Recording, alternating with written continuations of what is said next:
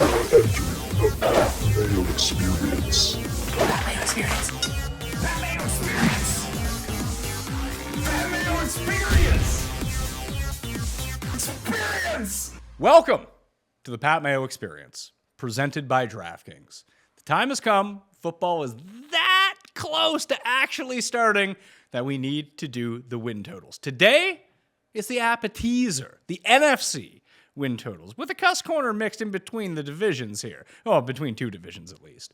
And then the prime rib, the main course, and the dessert that goes along with it, AFC win totals, will be next week. Plus, we have more NFL content that is sure to put a smile on your face coming out very, very soon. Plus, a Cust Corner's coming out, a brand new one, all to get you in preparation for the season. Reminder to play in the Week 1 DraftKings Listeners League, the Pat Mayo Experience Open. It's rake-free, $15 to play, 3 max entry, already 15% full. There's 5,000 spots, $75,000 of guaranteed rake-free money. So go get your spots right now. Down in the description. Sub to the channel, smash the like. While you're here, give me your favorite win total in the NFC. An over or an under or a push, maybe.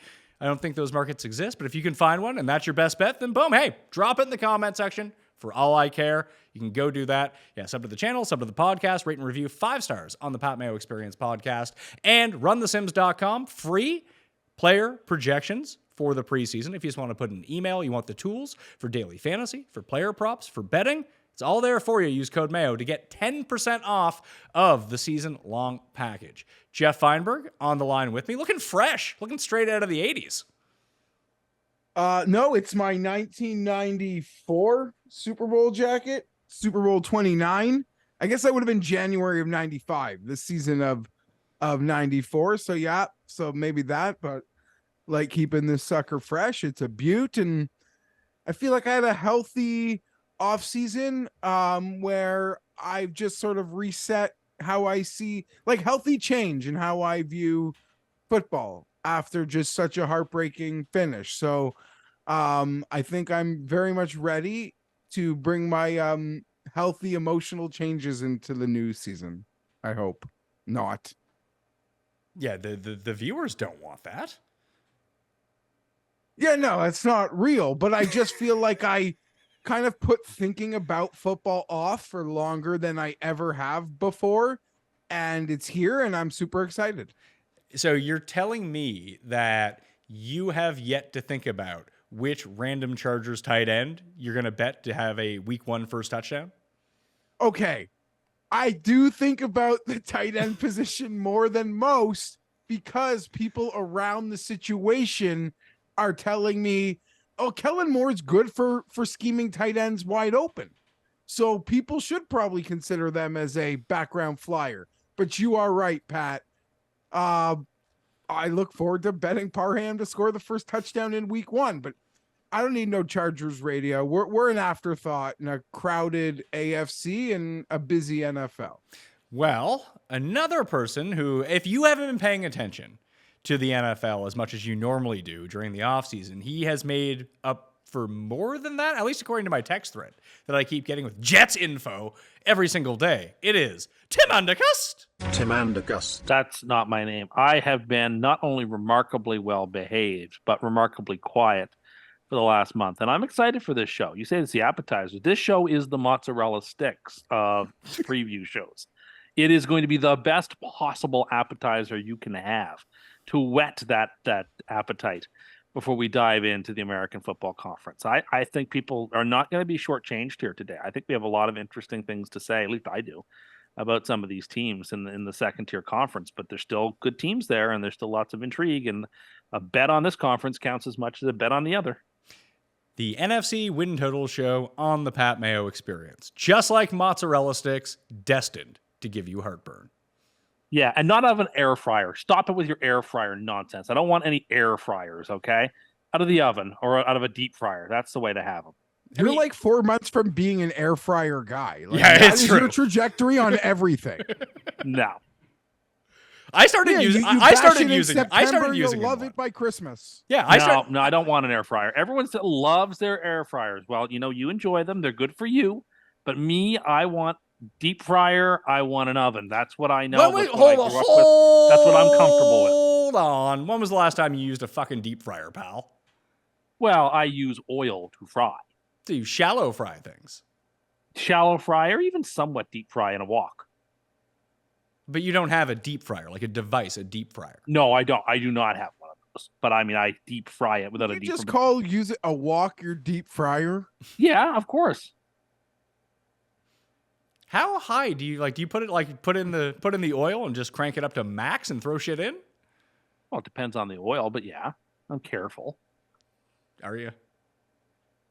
Yeah, I am, and I don't need an air fryer. People love them. Good for them. God bless them. Let them enjoy their air fryers. I'm sure they're great, but not for me. They're just not for me. Jeff, I was very They're much for others. I was very much on the same page with Tim. Like everyone was getting air fryers. I was like, yeah, whatever. I don't need an air fryer. Then my wife came home with one day, and I started using it. I was like, well, this is just faster than using the oven. This is great. This is like an Apple Watch. Like the air fryer will have a prominent place on his kitchen counter. Something's getting the bump. It's just a couple months down the road. Oh, Paul has his hand. I'm allowed to be wrong. I have growth and show that I change opinions. Paul wants to weigh in on air fryer. I know Paul's a big air fryer guy. I was anti-air fryer like you guys at first, and then I got one, and it's just like there's no cleanup. They have it's so much better. You get like crispy fries. It's a lot easier to control as long as you're not cooking for like a large group of people. Like Top Cat, I'm telling you, air frying is for you. You would love it. Oh, great. Another person who's telling me I've got to get an air fryer. Like, God forbid I use a stove like the average person. I used to be you. I used to be you, and I've changed when the facts changed. I was wrong. Air fryers are the future. I just can't see me. I can't see me having one of those big old air fryers on my counter. Well, that's crazy because it's minus 175. You get an air fryer this football season. Top Cat Dinner 01 needs an air fryer. Maybe even a dual. Do you have the dual one, Paul, or just the one? I just have the one, but I could probably use 2 slots. Like, if you're making wings and fries, like it gets dicey. You kind of have to like turn the oven on to keep your food warm in between. Having 2 port, like that would be the next level. I didn't think I was going to love it as much as I do. I cook everything in there now. I barely ever use my oven. And like, I used to like make fries in like just a pot of oil. And 1, it's dangerous. 2, it's unhealthy. You get crispy fries in your air fryer and like, there's no cleanup. You just throw it in the dishwasher. Like Tim, get with the times, buddy. You'll love it. I guarantee it would become like you would cook 90% of your meals in there. Oh, more. Yeah. Unless he's making it in the microwave, it'll be made in the air fryer. You'll throw your microwave out. Yeah, unless you're cooking it in like a full pizza, which wouldn't fit in. I don't see what else you would cook that you wouldn't use. Like I even cooked like chicken thighs in it instead of putting them in the oven. They take like half as long to cook. Well, I could grill those. Sure, but you're not going to be grilling in the middle of the winter. Sure. Okay, then use your grill. That's fine. Do you not?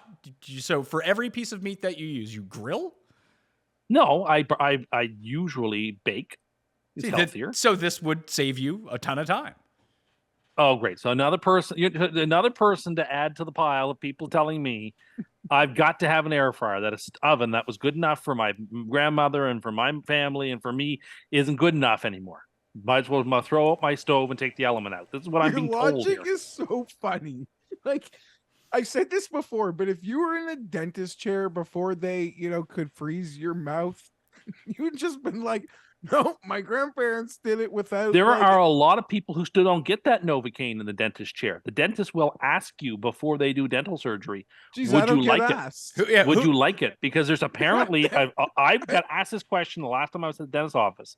It was like, do you want the Novocaine? And I was like, why would I not want it? And the dentist said, there are quite a few people who refuse it, who do not want it, who grew up in a time where it either did exist or it was super expensive and are just used to not having it during dental. Okay, so you're like the guy who is around when they finally invent the electrical fan, and you're like, no, I don't need it. I don't need it. Well, Tim my elders did this summer their whole lives. In fairness to Tim, he is terrified of fan death, so that's why he doesn't use fans.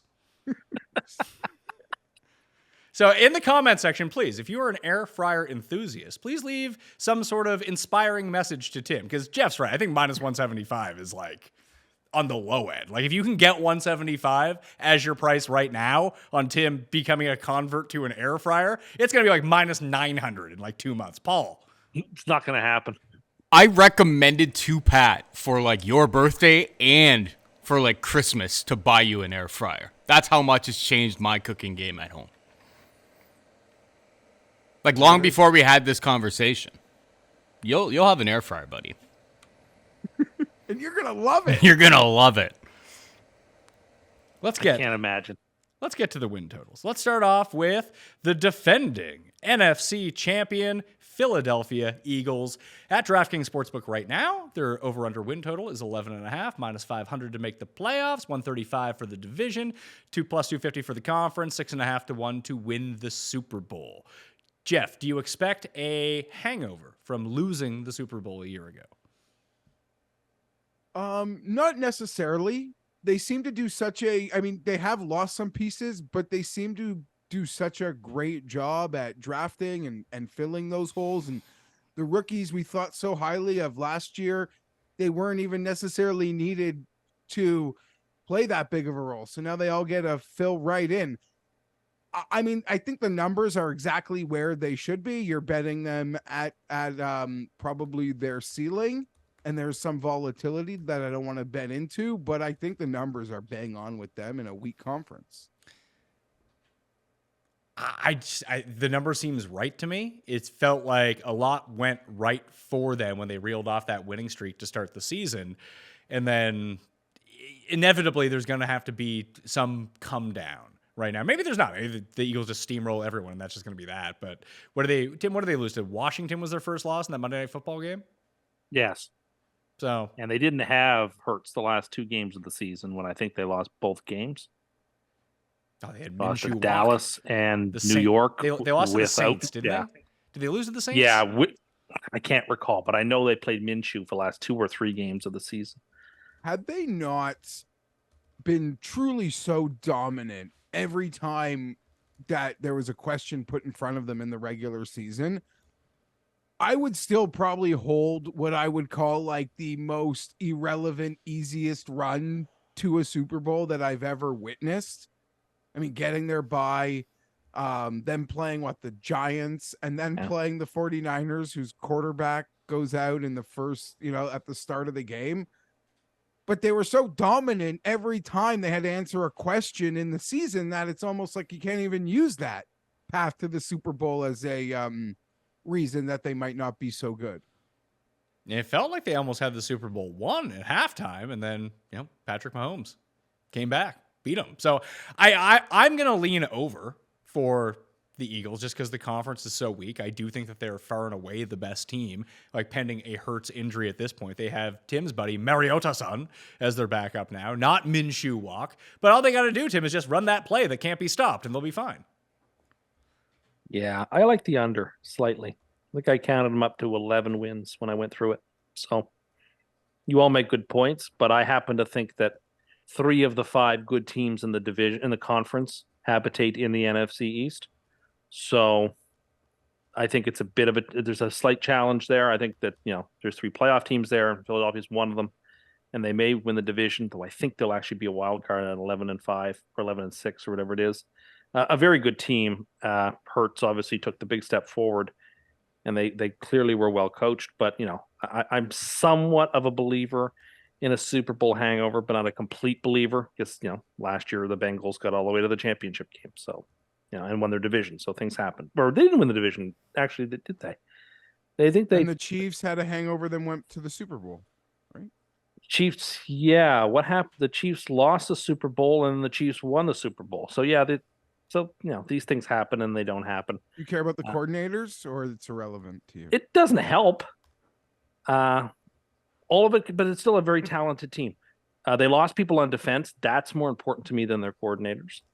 But I still think they got good high-end rookies. So they say, and that may be the case. But or second-year players too. I mean, they start with they start pretty easy. The Patriots and then the Vikings on a short week at home, and Tampa and Washington. That's and the Rams. That's 4 or 5 pretty easy games.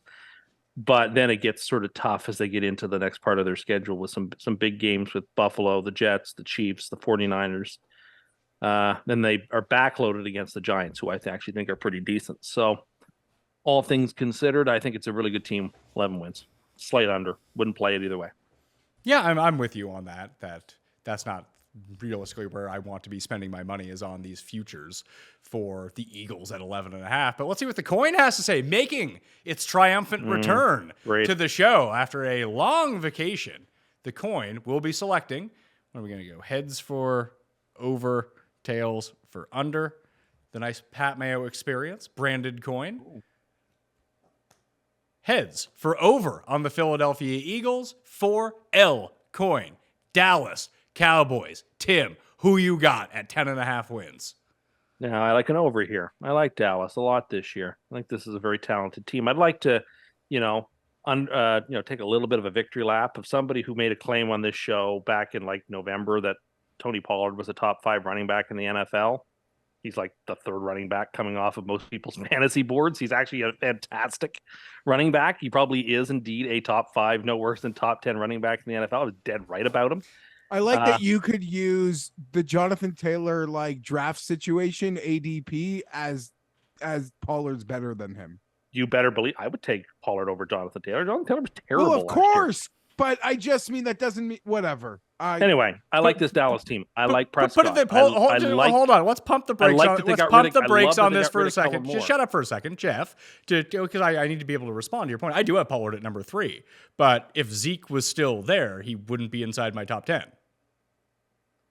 He should be. Zeke is dust. We watched last year. I, of all people, watched intensely last year as Zeke basically had trouble getting it from 1 yard out, with 3 or 4 attempts. It doesn't matter how good or bad he wouldn't be getting the attempts. He would be getting the attempts, especially just like he's going to see in New England. He's going to get the short yardage attempts, which really kills your fantasy value if you're the other guy.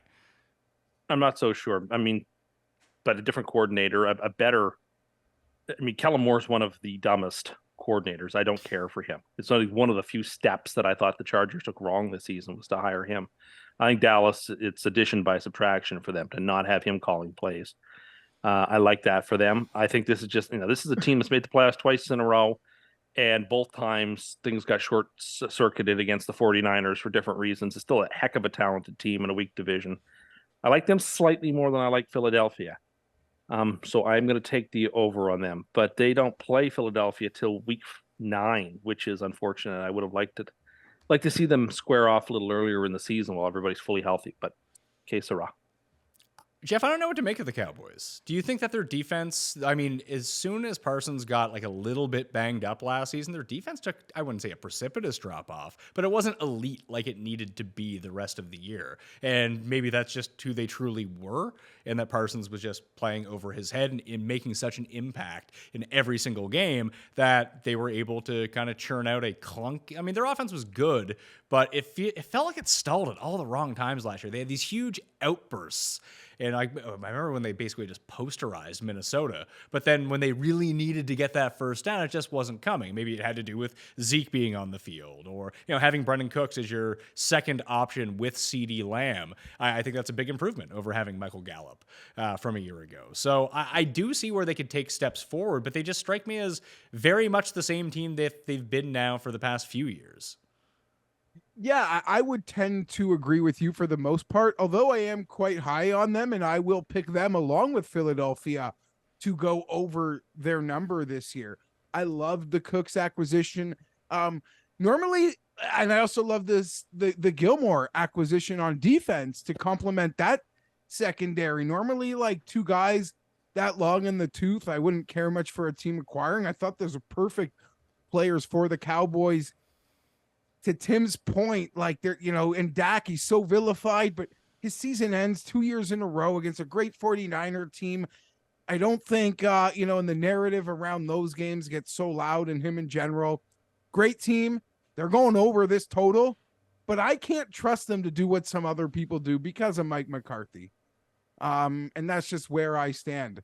I don't agree with Tim necessarily on the, sorry, I'm not really sure about the Kellen Moore thing, but I don't like what they've done in terms of the Brian Schottenheimer, Mike McCarthy combo. I think in the end that will hold them back. You got some Brian Schottenheimer experience, Tim. How did that go? Me too. Or we are richer for having lost him. I'm going to take a slight under because I think that Washington and the Giants actually aren't all that bad, and I could see them splitting with them. If they split with them or even don't sweep them, then this becomes a little bit more difficult. Dallas kind of reminds me of the Bills in a weird way. Like I think the Bills are better than the Cowboys, but they're obviously in a much more difficult conference.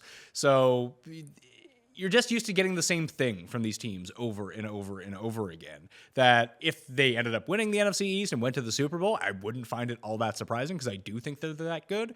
But just, there's a malaise around them. So it's good enough for me to take the under on the Cowboys. No bet for me, though. The coin is going over with you guys. The coin might take every over on the board. Every team is going over this year in the NFL, according to the coin. Good for the coin. Giants are up next. Danny Jones, Saquon, all your favorites. Darren Waller, hardly newer. 7.5 is the total. Plus 160 to make the playoffs. Plus 850 to win the division. I don't know if Daniel Jones is going to be able to replicate the season that he had a year ago, which was quite strong. And frankly, I wouldn't say shocking, but he kind of put together all the pieces that you could see with the potential of him, but it felt like everything kind of went right for this offense with the talent that they've had. Now, they improved their talent, at least slightly, on the offensive side of the ball. They draft a rookie wide receiver who could, step in and be with their wide receiver one at some point in the season. We'll see. With Hyatt, getting Darren Waller as probably your primary option for Daniel Jones. We'll see what Saquon does and to see if he's as good as he was last year. But, Geoff, this boils down to Daboll. I trust in Daboll. I think they're going to go over 7.5. Well, listen, it's a one-year sample, although he was great in Buffalo as a coordinator when he was there. But I feel like he's in that Mike Tomlin zone and Mike Vrabel zone where he's just going to get the max out of all the players on his team, good or bad, that, if they just go 8-9, I can see that. I can see them going 10-7. So I'm going to take the over on 7.5. I really like the Giants. Yeah, I mean, they're a team that I think the market is sort of trying to pick on. I mean, not to even reference spread, but they're over a 3-point underdog at home in week 1. To who? I don't think They're we at ever. Dallas. Pardon? Home to Dallas week 1 on Sunday Night Football. Like a good team is not getting more than 3 points at home. It almost sometimes doesn't even matter who they're playing. That could be a really dumb comment. I love Daboll. He will probably maximize his talent. But I'm, to preview, I really do like the Commanders. So the levy's got to break somewhere for me. It does feel like there could be an opportunity to Pat's point. They won more games last year, and they're probably a better team and better suited for the season ahead. And the win total 7.5. But history shows, like Coach of the Year winners, always the team never seems to follow that up for whatever reason. You could probably put that to. They give coach of a year to the coach that does the most with the least instead of the actual best coach. But I'm a huge Daboll fan. I got to bet under somewhere in this division, under Giants. So you're going under for the Giants. I'm going over. Tim, the coin is also going under. I'm with you. This question comes down to: do you think Daniel Jones is a good quarterback or not? I think he's okay. Because the NFC is so talent poor at the quarterback position that if you think he's good, he doesn't have to be great. He doesn't have to be good. Then you can expect them to win 8 or more games. I'm there. I think they vie for a wild card spot. I think this team is obviously extremely well coached. The schedule is not that difficult. And I think Daniel Jones continues to play at the level he played at last year, which was deserved of the contract that he then got. And Barkley, I think, is going to have a very good season. I think he has a lot to prove. He'd like to get some more money. And he has to play well in order to do so. I just think, I don't know. Let's just say I think the Big Apple's going to have fun with football this year. And I like where the Giants are sort of headed. I'm going with them here. Are you predicting a Jets-Giants Super Bowl? The New York Bowl? No. The world is cruel. And so Dallas would be the likeliest team, right? Wouldn't that be something? A Jets, Dallas, like you would basically have to have like a millionaire's salary to be able to afford a Super Bowl ticket at a Dallas Jets Super Bowl. Well, you Jim Nantz during the St. Jude predicted Dallas Buffalo. Oh, that's really, really, really out there for Jim Nantz. I mean, He was not kind of put on the spot, but that's what he went with. No, not that's fine. yeah, No, I was fair gonna say he didn't pick the chalk favorites from both conferences. I would say that is pretty much out on a limb for guess. Jim Nantz. I think Dallas has got every opportunity. And I like this Giants team for where they are situationally. Expect them to go 7-10 or worse. I just think I don't see it happening. So. Yeah. Like if you're a believer in Dable, like I am, that I just think that him being on the sidelines and keeping this team and putting Daniel Jones into situations where you don't get bad Daniel Jones, and you don't need him to be great Daniel Jones, be average Daniel Jones. You maximize what you do well, limit the things you do poorly, and I feel like Daboll is very good at putting all of his players into that situation. Like the NFC is kind of terrible that this could. They also have wide receivers this year whose names you've heard of. Which was not the case last year, where you had. But by the time the playoffs rolled around, you had never heard of any of those people. I forgot that your guy Paris Campbell's on this team now. Well, he is on there, and are you going to curse his Achilles out of commission this year? What are you going to do to this poor guy? I think Paris Campbell could have a very special season in New York. Oh my God, this poor fucking Just guy, saying. man. I also like Darius Slayton and always have. And I think Sterling Shepard's a good player. He's coming back from a pretty severe injury. And Jamison Crowder, he's there too. I mean, if Jamison Crowder is seeing the field for this team, like shit has gone wrong for the Giants. Well, people like Sills the 26th was playing last year. You never heard of him before. Cole Beasley's on this team. The Bees. Till he retires after 3 weeks. Sure. I mean, Hodgins is the guy. He was awesome in the playoffs. Yes, look. There's a lot of we joke, but there's a lot of guys on it. This team has some talent, and the defense still has players on it like Leonard Williams who are formidable. In a bad conference, I think 7.5 is actually very good value. Okay, Washington, the Commandos are up next. 6.5 is their win total at DraftKings Sportsbooks. 3-1 to make the playoffs right now. 16-1 to win the division. 40-1 to win the conference, and 65-1 to win the Super Bowl. I shall not be selecting them to win the Super Bowl. I actually think that Sam Howell, Seeley kind of sold me on this one, so maybe I'm getting sucked into the Seeley trap. As a fantasy option, I think he's going to run a whole lot more than people think. I think they'll be spry, but I do think that they're the worst team in this division. Like, as much faith as I have in Daboll to make all the right decisions, I kind of feel the opposite way about Ron Rivera at this point in time.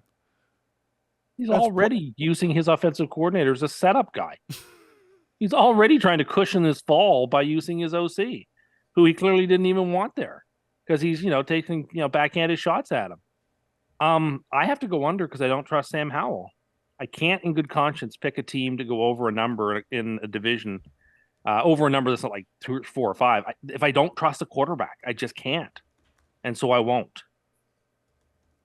Do you think they have do you think they have like a good vibe boost with Dan Snyder gone? Ron Rivera is still negative vibes. He is very negative vibes. He is very likely the first. There's good odds on him being first coach fired. There has to be. He would be deserved of that. I think he's bad vibes. I don't know how many personnel changes they're going to make this year with the transition in ownership. Well, I don't know. If they start like 1-5, why in the heck not show them the door? And then you got Bieniemy waiting right there. Well, no, you would want to stay. If things are going shit, they will stay the course to be shit. And this probably isn't a good audience for what I'm about to say because you're both on the under, so you probably won't see the other side of it. But I would argue in the NFC, they have one of the wider ranges of outcomes. Why? The last year's Jets. If they are 1-5, and that does kind of feel like in play because they're coached by an idiot, and the division has probably 2 of the stronger teams at the top, that someone at the bottom could get squeezed out. If things are going bad, though, they'll just let it play the course out. Or, stay the course because they'll want the first overall pick. I am picking them to the over, but I do believe that them getting a top 2, 3, first overall pick is very much in play as well.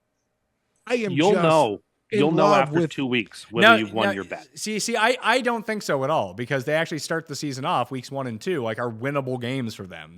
That's what I mean. If Geoff wants the over to hit, he needs to win those first 2 games. I agree. I'm not betting it in real life. Like So yes, I want the over to hit to get points here, but I could easily bet against them in week 1. I don't even know who they're playing. You guys Arizona. are staring at. Arizona. Oh Jesus. Yeah, so maybe they do get off the mat. The amount of fun toys on offense, I am a sucker. And maybe Jake is like smart enough to strictly be looking at it from a fantasy angle.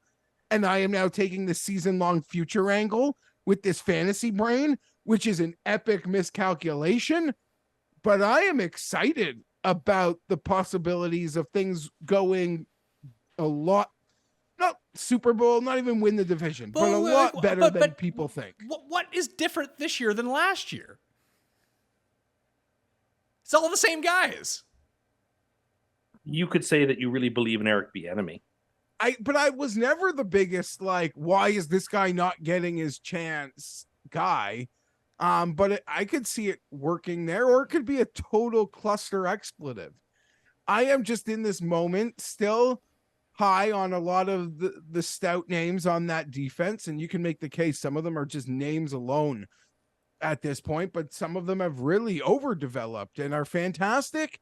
And I am really excited about the gadgets that are going to be run there on offense. They're overdeveloped, like they've been drinking too much nerve tonic and now they suffer from gigantism.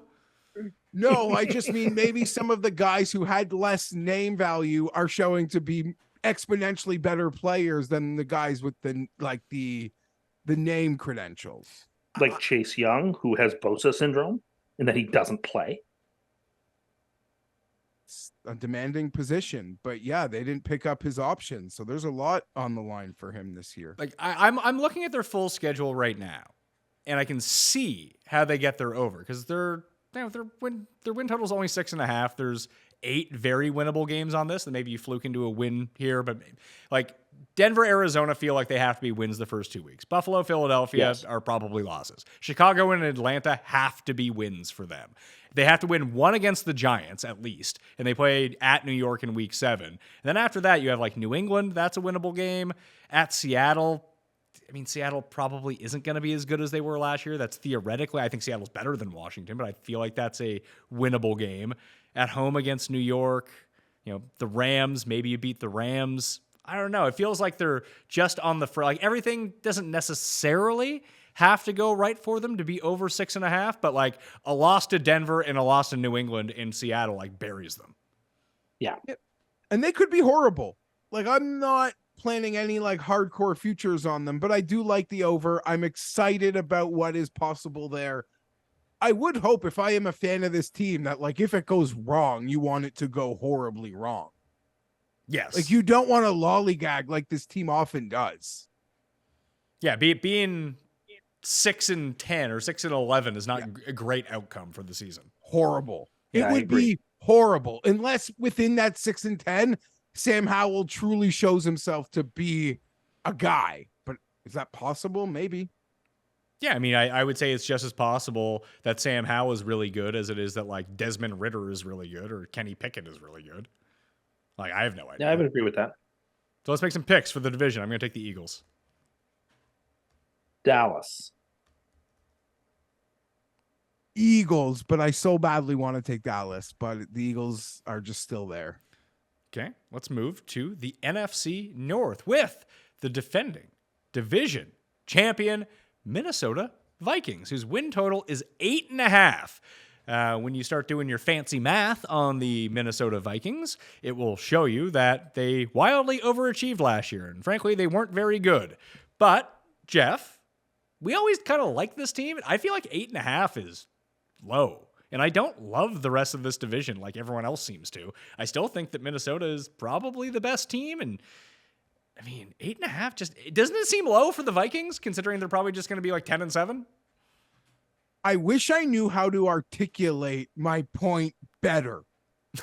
And I get they did it all like it was phony. They weren't respected by the market. And in the end, that probably showed to be warranted. But it's amazing to me that they can win the amount of games that they won, and they don't even get like the slightest credit, the slightest concept that they really were good when games were on the line in the end. This was a rookie head coach that, despite how they did it, won all those goddamn football games.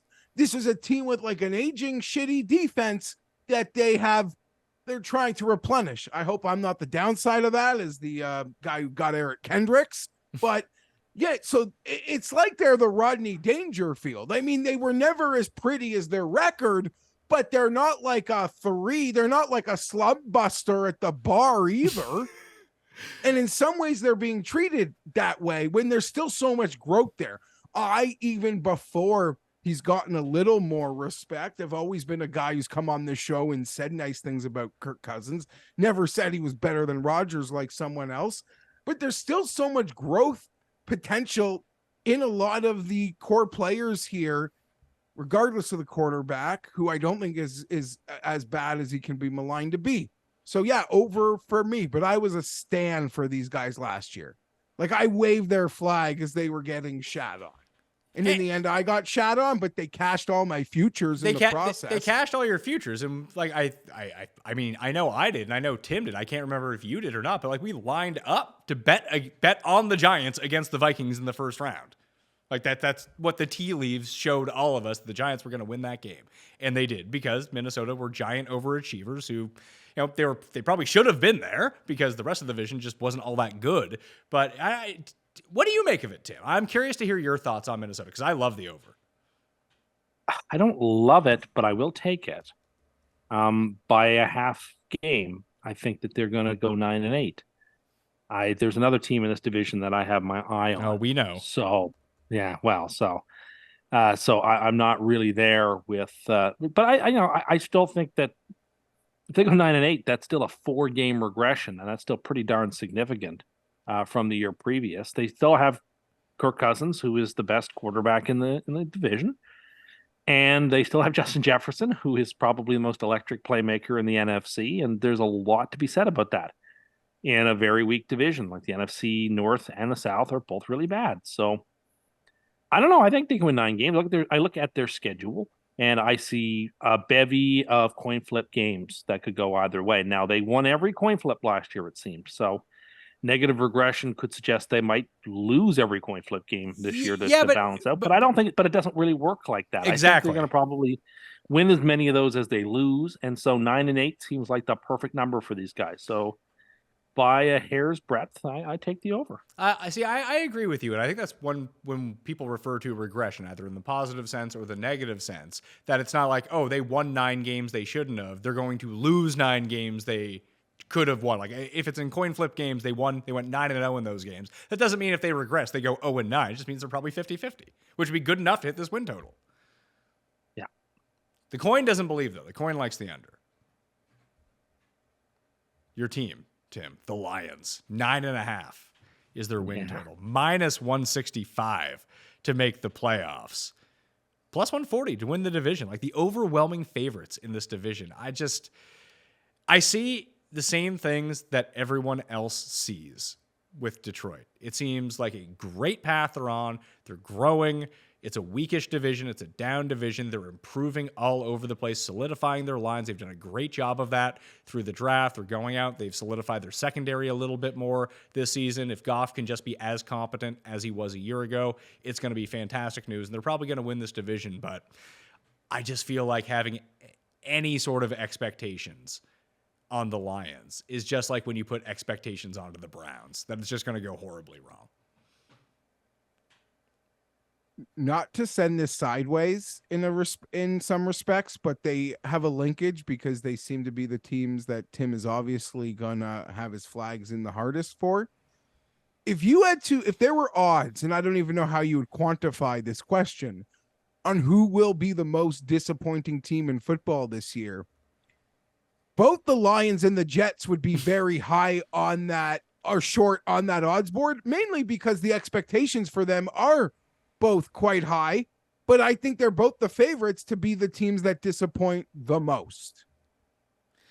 Well, there's another team in this division that I just don't quite understand how people are talking about them the way that they are, and I'm prepared to be very wrong about that team this year because it's the team, and it's exactly the same, actually, over-under win total that I went all in on last year and nailed it and adjusted over-under win. So there's a team in this division that I really don't like. I'm going to take the slight under, but it would be a no bet for me because like I said, Tim, I can see the path of them being really good, but I feel like offensively, there's a lot of unproven stuff on this team. Like your best guy, like your best running back. I mean, they have David Montgomery. Sure, they picked him up. But you have a rookie running back. You have a rookie tight end.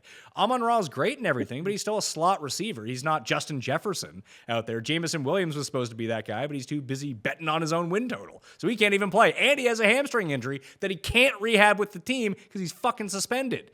And they brought back your boy, Marvin Jones, to play in his place instead on the outside. Like, it's not as rosy as it seems for the Lions, that everyone just is penciling them in to be amazing this year. The division is awful. They have talent at every position. Goff actually has significant experience playing with good teams, and he played well last year.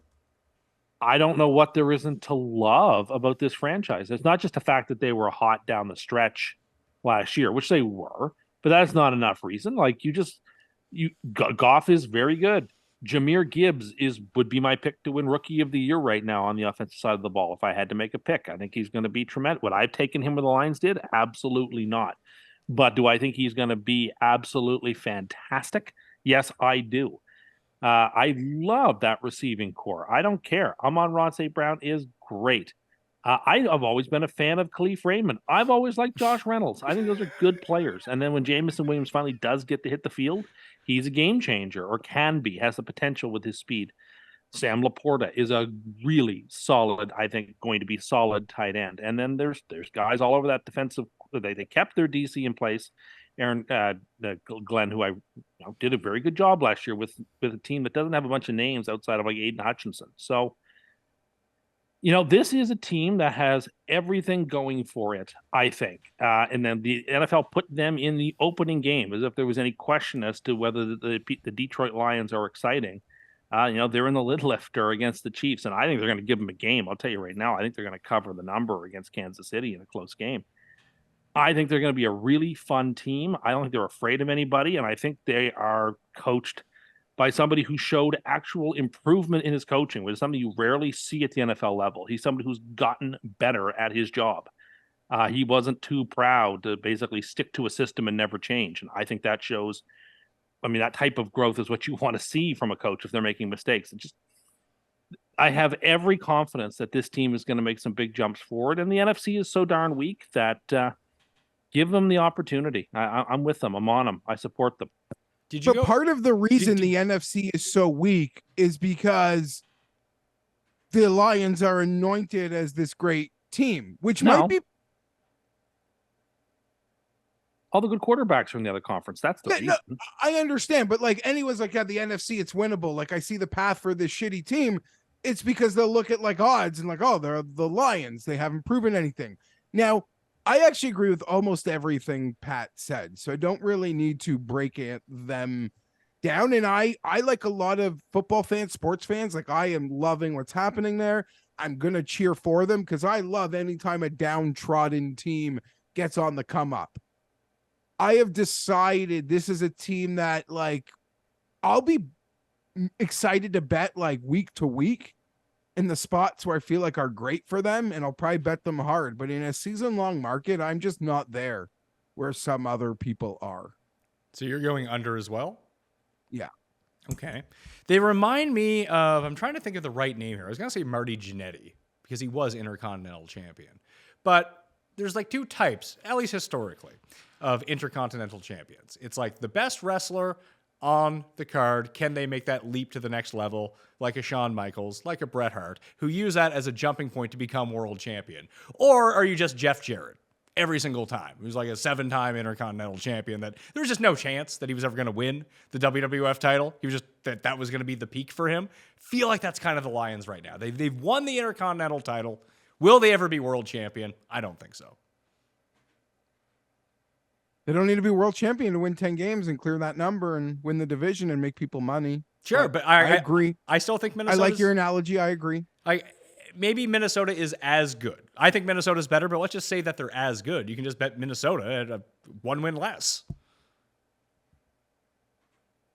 So I would prefer that bet of Minnesota over. Like, I'm not going to bet the Detroit under because I can see it going over, but I like the Minnesota one a little bit better. And I like this next one a little bit better too. The Green Bay Packers are 7.5 as their win total.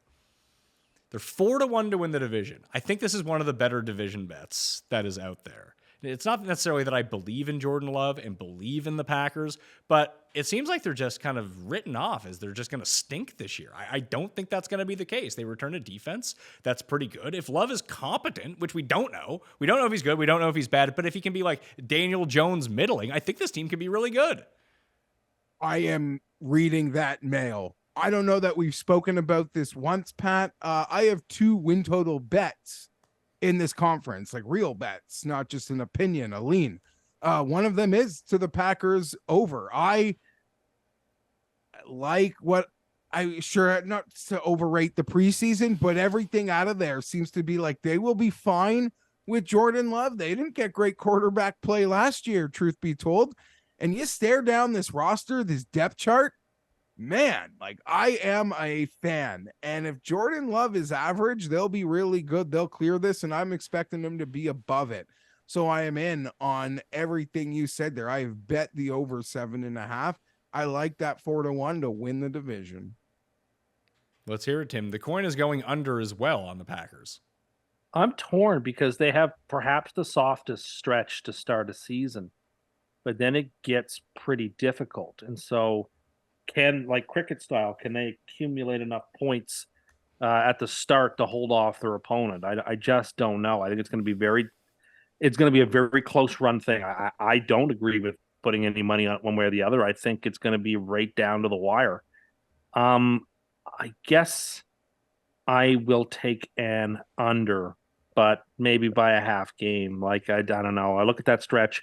Chicago, Atlanta, New Orleans, Detroit, Vegas, Denver, Minnesota, the Rams. That's their start. That's a really easy stretch. That's a dream stretch.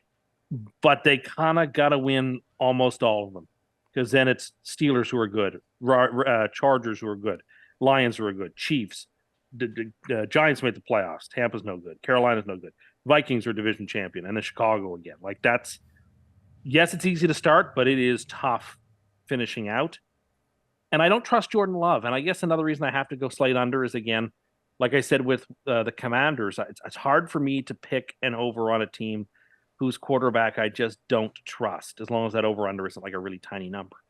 And I don't trust Jordan Love enough to take him on the over. So, okay. I mean, I think that's a very reasonable way of thinking of this team. I can just see them, like, Aaron Rodgers didn't play all that well last year. So if they can just get like even 90% of the production from Jordan Love of the Rodgers season from last year, I think they should be looking pretty good. I don't know. They won 8 games last year, or 9 games or whatever it was last year. If he's 80% of Rodgers or 90%. I also think it is so disingenuous and lazy of NFL media, and maybe this because Aaron Rodgers is a Jet, so the Jets have created this like self-importance about them. The Jets are important story of the offseason. Oh yeah, we're just gonna Bakhtiari's just going to the Jets. Oh yeah, like that's how the Jets will solve their problems. I mean, it would solve a bunch of problems. Pardon? It would solve some problems. It would, but firstly, the guy has to prove he's healthy. And if he is at least half healthy, he's incredibly valuable to the Packers and their quarterback who's getting his NFL career off the ground.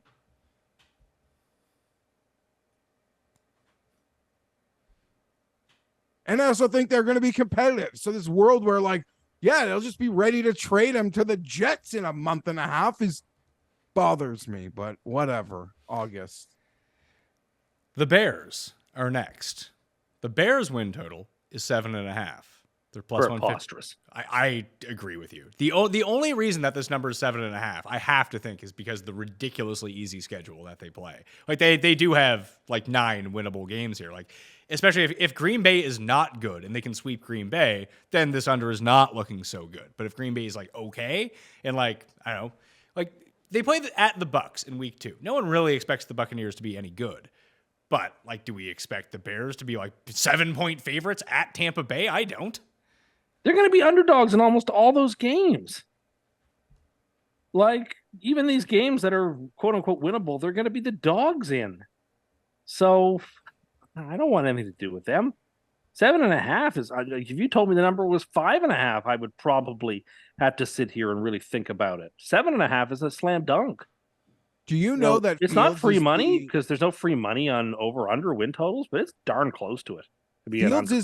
Fields is, I believe, the highest liability for the sports books on MVP. And you wonder why sports books make so much money. Well, I actually understand that because the path to MVP, which we've seen from other quarterbacks and how they can achieve that, is the Justin Fields blueprint. Vastly improve in the passing game, continue these rushing stats, and then you put up video game numbers. And then if there is a big improvement, like they win 10 games or something like that, then Fields probably is the MVP. I mean, like sort of the Hurts. Like last year, Hurts was absolutely. Except Hurts didn't win the MVP. I was going to say what Pat said. Yeah, is but he true, ended up except being for like the favorite. But he was second. Like for the fact that none of the people that he's described have ever won the MVP. Lamar won the MVP. Like Lamar won the MVP. He is nothing like Justin Fields. Nothing. I think Lamar. I think very Lamar. Different types of players. I understand that, but Fields, in his best case scenario, can replicate the numbers that Lamar put up in 2019. Like he can mirror that, even if it's done differently. When you watch it on the field, the box score at the end of the season could look exactly the same. I disagree because I don't think the passing numbers can get there. The could. rushing numbers could get there. I do not believe that Justin Fields' passing numbers could get there. People didn't Throwing think screen that was going to be. passes can work for yards. He threw 3 passes in the first preseason game behind the line of scrimmage for 150 yards. Okay, I mean, I think we're just in violent agreement here that the Bears are a god-awful franchise. Yeah, but I do agree. But I understand this MVP stuff because when you look at the path to how guys actually get there, Fields fits that prototype of someone who could actually do it. Like no one thought the fucking Jalen Hurts was realistically going to be the MVP, but they were betting on him having the season that he had to be in that conversation, and he ended up being in that conversation. If he doesn't get hurt, he wins MVP. Pretty plain and simple, I think. And put on X the photo of that Granny in her rocking chair, firing money into the fireplace. That's what a bet on Justin Fields to win MVP is. I wish the market wasn't so shorted already, because when you call for Granny in the rocking chair, good things have happened. What's he down to now?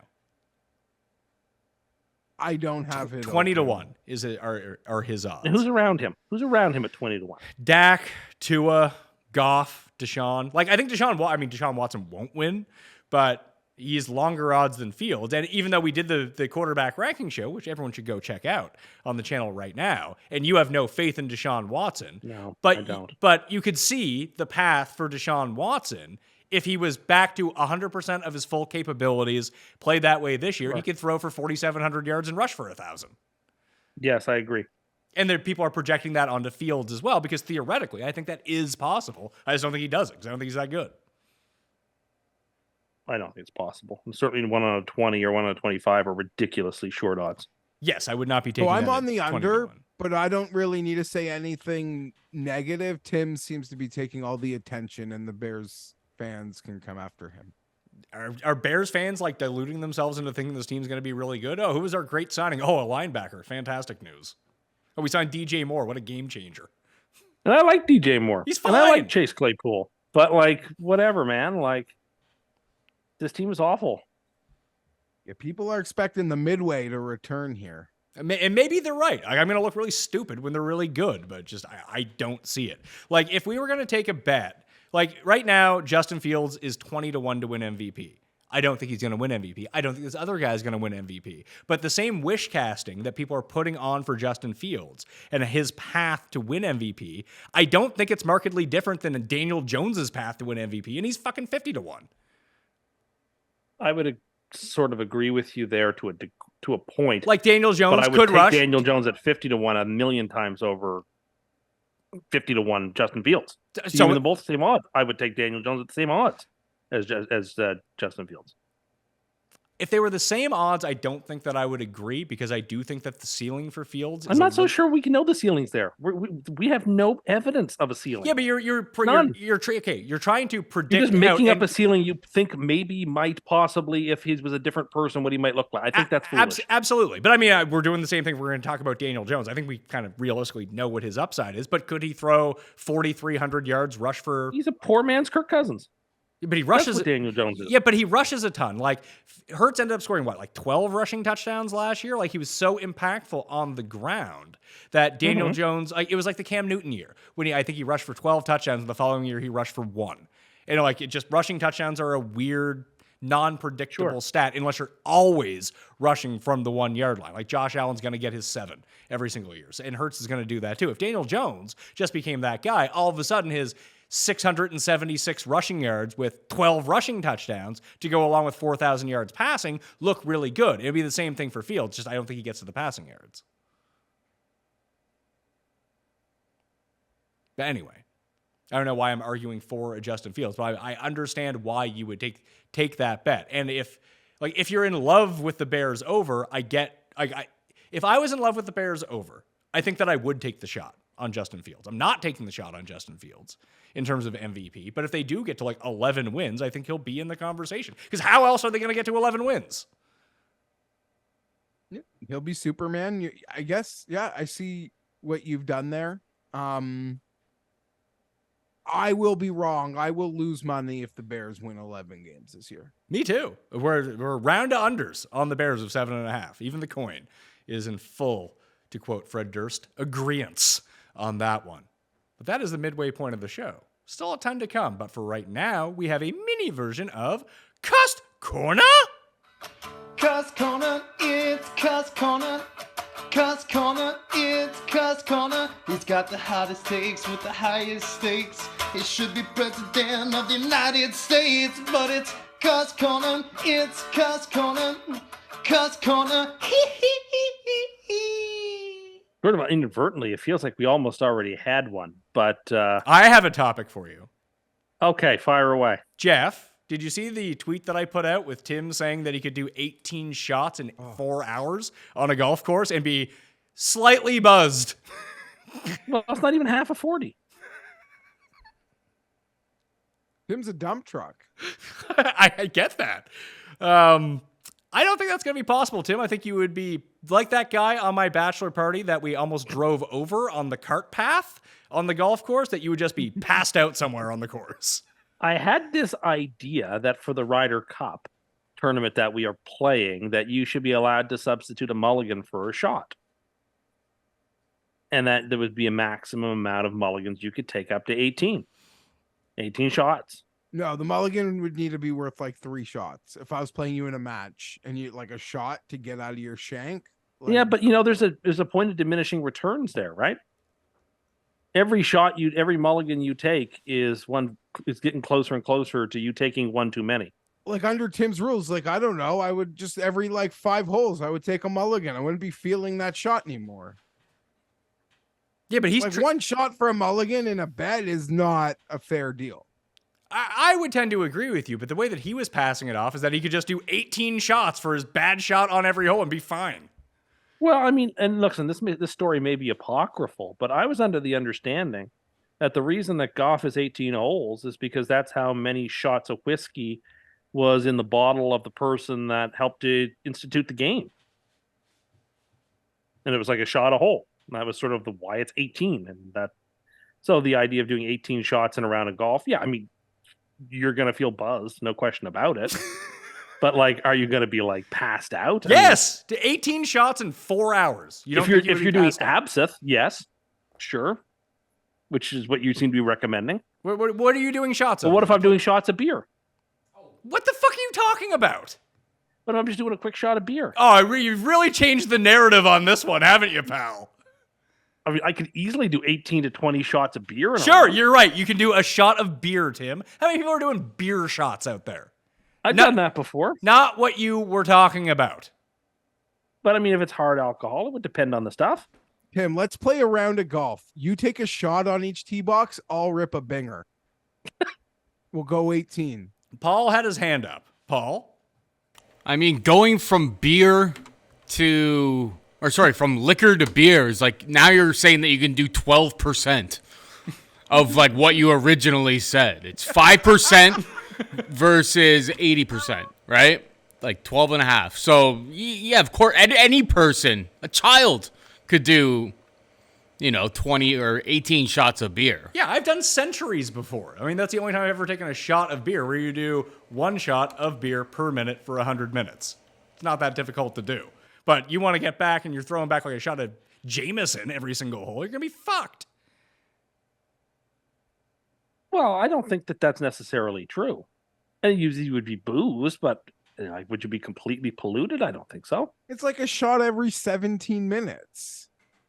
And Yes. and Yeah, no, I'm And you can have beer as a chaser if you want. Paul, did you have anything to add to this? Because I think this is outrageous, especially for Tim, who like doesn't really drink. Like, yeah, if you're seasoned alcoholic and you're just putting back booze every single day, all day, maybe you can ease yourself into that and you wouldn't be vomiting out the side of your golf cart and need to go to the hospital. But if your body is not equipped for this, you're done for. In the sweltering heat, moving around, like, you're fucked. As like the resident, former alcoholic who used to drink 26 ounces pretty regularly. Like, one of the times I did it was like Pat's birthday. I got kicked out of his house. I was trying to wrestle him. He gouged my eyes a little bit. I don't remember anything. Another time, I woke up on somebody's front porch. Don't know who these people were. You slept outside the office that time? Yeah. Yeah, well, the scary, like, the cops literally woke me up, nudging me, thinking I was dead on somebody's porch, and, like, I didn't have my wallet with me. Like, Tim, I think you really underestimate, like, drinking a 2-6, considering you don't really drink all that often. Like, I was drinking all the time, and I was absolutely annihilated. And this is over a 4-hour period we're talking about, too. Yeah, it's not back to back to back to back to back to back. I was saying that as in that's not a very long time frame. Yeah, like, I'm not doing a century of whiskey. Yeah, I know. But 18 shots in 4 hours, man. You're done for. Absolutely done for. Like, when I was at than 4 hours. What's the most you've drank, like, say, in the last 5 years? What is, like, the most you ever consumed of alcohol? Because I know you don't drink very often. It's like 4 shots in an hour. So are you saying, so you're on Tim's side here, Geoff? No, Yeah, it's I not mean, that his many. tolerance to alcohol would be a huge factor. But I think you could survive the quest in better shape than you guys are leading on. It's Thank 4 you. shots in an hour. Thank you. Spread out in like 17-minute intervals. All right, we're going to do this. It'd be 15-minute intervals if it was 4 per hour. So Sure, but I mean, some holes would be 12 minutes, other holes would be 18 minutes. Like, I don't know. The par 5s would be low. Like, I'm just trying to make an average, and it'd be 4.5 hours. I think you guys are severely underrating how much Maybe. of an impact that's You're going to have probably on right. you. I think you're overestimating how much alcohol. Well, this really then we're is. doing it. I will record it. Are we in the first group playing in this? No, we're not. All right. When are we? Because we're on a team at some point. You and I play on Saturday afternoon in best ball. All right. So I'll bring a thing of Jameson's, and you can do 18 shots. You can do a shot on the beginning. Can it not It's be not fair to make Can it it not be part of Jameson's? your event. I drink Bushmills, not Jameson's. Sure. Fine. I'll get whatever But you it's want. not fair to make it a match in your tournament. He's unless on. you're both doing it. He's on my team. Then the opponent's got to do it too. Your guy. No. I'm not saying you can. No. win his golf match doing it. Hold on. Tim's gonna be fine. Slightly buzzed. People play great golf. Slightly buzzed. We'll see how slightly buzzed he is after 18 fucking shots of Bushnells. No. He will be drag. We can't even drag him out of the fucking cart to get him on the bus to go back to the place. We're gonna leave him there till the next day. You may as well forfeit the point if he's actually doing this in a match in your event. And now it's a 2-man scramble, so I can just kind of play solo against 2 people if it comes down to it. But Tim has said he plays better buzzed. I do play better when I've been drinking. It takes the edge off. Tim, you better contribute in that first 4 holes. Well, it's Texas Scramble Best Ball that force. We play a individual match play on Friday, then we play team combined match play Saturday morning. Then we play team best ball, Texas Scramble Saturday afternoon, and then team individual match play again on Saturday. I've long said that we should do alternate shot rather than team best ball, but I keep getting voted down every year for that. Yeah, all alternate shot. Geoff, you would know this. My friends, I assume, are very much like your friends. All alternate shot will do in a tournament like this. And like people aren't great. Like the best person there is like an 8. People are out there shooting 70s this year. Are you kidding me? People have been extremely competitive this season. How many rounds in the 70s has there been this year, Patrick, that people have talked about? A dozen? I mean, I've had 15. I've had 5. Butts has had 5, and there's been like 2 other ones. But Ross and Shane have had some. I don't think that I'm going to break 80 at any of these courses that we end up going to. So they're tough tracks. They're tough tracks, and once you start adding a bit of liquor into it, and you're playing for 4 days straight, it's just not going to be the same. Then it ramps up the pressure a little bit. It's like one thing to shoot 78 at our club that I play every single week. Brand new course, tougher conditions. It's going to be pouring rain and like 30-mile-per-hour winds one day. But if it's really rainy, that one day, then like the liquor will keep me warmer. Oh yeah, wouldn't that be an advantage? I would think that your body type keeps you pretty warm to begin with, anyway. Well, do you need to be overheated that out is there? True. These people who complain about how an office is drafty or a room is drafty or something, there's no such thing as too drafty. Yes, for there me. is. Give me the draft. I want the draft. I'm constantly cold. Well, then maybe you should see a doctor. Maybe your physical health is not good. No, it's because if you're frozen from a little tiny draft. I'm a fan of drafts. I am pro draft. Draft DRAUGHT and draft DRAFT. Well, it seems like you want to be doing shots of draft, which is beside the point that we were doing. I could do a century. I could do a century from a keg. Why would you have to do it from a keg? You can do it from draft beer. You can do it from yeah. bottles of beer. Like you can do it from someone like Cam Stewart could do a shot on each. I would agree. There's like 2 or 3 guys on this trip that could probably do it. I wouldn't say no problem. They'd be lit up, but they wouldn't be like. Well, didn't they say one of them drank a 66er last year on our trip? Yeah, the dude from the middle of Newfoundland in the fucking Navy can put it back, man. That's not you.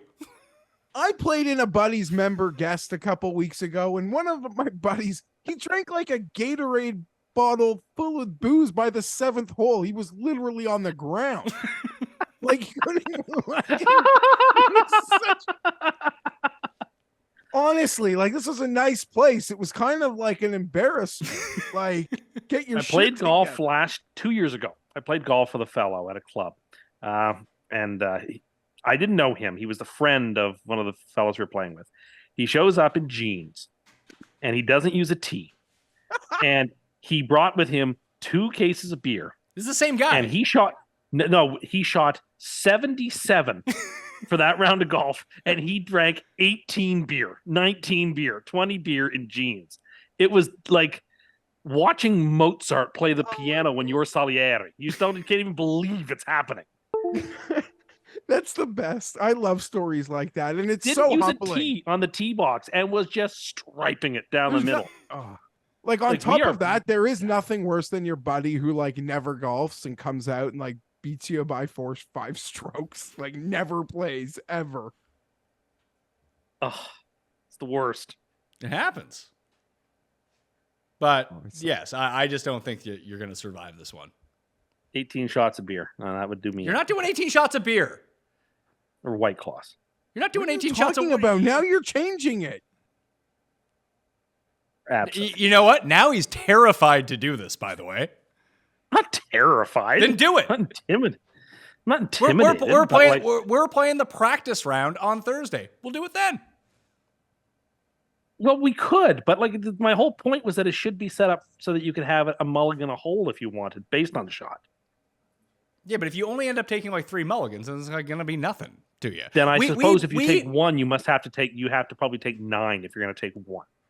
Well, I was going to say Like that. you're bought I mean, in for what that. one shot to Jeff's original point, because no one's going to take 18 mulligans throughout the course of the round, but you want it to be penal if you're taking a mulligan. That it should be like 3 shots per mulligan.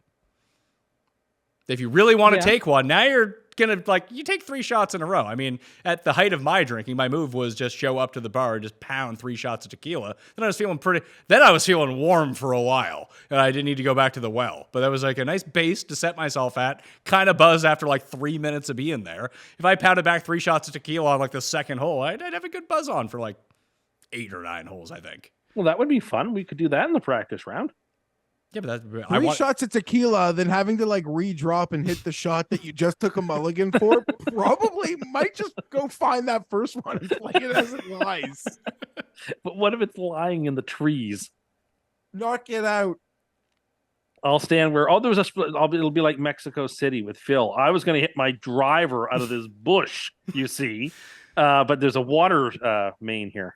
Well, I would equate it to this, Geoff. I played Cabot earlier this year with Tim, and I think we had 4 tall boys on the course, and Tim had the spins at the restaurant. That did happen. So that's but we were out in the sun all day, too. Well, you don't think that we're going to be in the sun playing golf? Well, we walked the links, whereas we're driving around in carts. Yeah, but you take a lot of shots. That's a lot of energy you're expending. As Paul pointed out, the more shots that you take, the more movement you have, the more dehydrated that you end up getting. Paul. That's true. That is true. Tim also said he could do the Century Club, which I think he could maybe. That's not very hard. 100? The Power Hour is hard. The Century Club is very difficult. I would like to see that as well. We got a lot of things. We need to start getting Tim to back up, a lot of these things that he says he can do. We need to start getting on tape. One shot of beer, what? Why are we sending tips? It's like Rush at university right now. Yeah, I know. I did recommend that we should have brought a keg with us. When you said we could have done keg stands. You wanted to do a keg stand on a Heineken mini keg. That can be done. I mean, maybe I'm light enough to do that. You might crush that fucking thing. And there's no way you can do a handstand. I used to be able to. When? When I was like 6 or 7. I never really practiced. You think you could? I don't have any crash mats. You think? Why would you need a crash mat? You can do it. Well, just in case I crashed. Tim, like these mini kegs have like 12 beers, right? Yeah. They're like this big. Like they're I don't even know if he'd get 2 of his giant fucking mitts on those things to get around. Like, I mean, to be able to hoist yourself up, Tim, that's gonna be tough, even on like a real keg. We should have brought a keg. Then go get one. You have the ability to do these things. First, I have no idea how you get a keg. I don't know how you do a tap. I don't know how you do any of that stuff. I don't know how you put it together.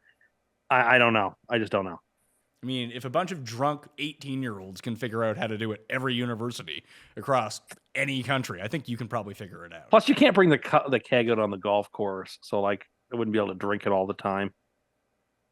So now you're talking yourself out of it because you don't want to have to go get it now that I've mentioned it. Well, I also just don't quite understand how to do it still. They can tell you. Be like, hey, how do I tap this? They'll tell you. That's what we did when we bought it underage. Yeah, the staff at the beer store would literally be able to tell you the 2 things you need to do. Yeah. Maybe. No, not maybe. Like putting a deposit down on a keg? No, I don't want to drink a keg by myself. That would be a lot of drinking for a weekend. Drink a whole keg by yourself. But you said you could also drink a Texas Mickey by yourself. I thought I could. You can't. What are you talking about? I thought I could, but apparently the Texas Mickey is not what I thought it was. What did you think that it was? What you guys call a 66er. You thought that was a Texas Mickey? Yes, I realized the error of my ways. So you can't drink a Texas Mickey in a day now. No, I can't. You die.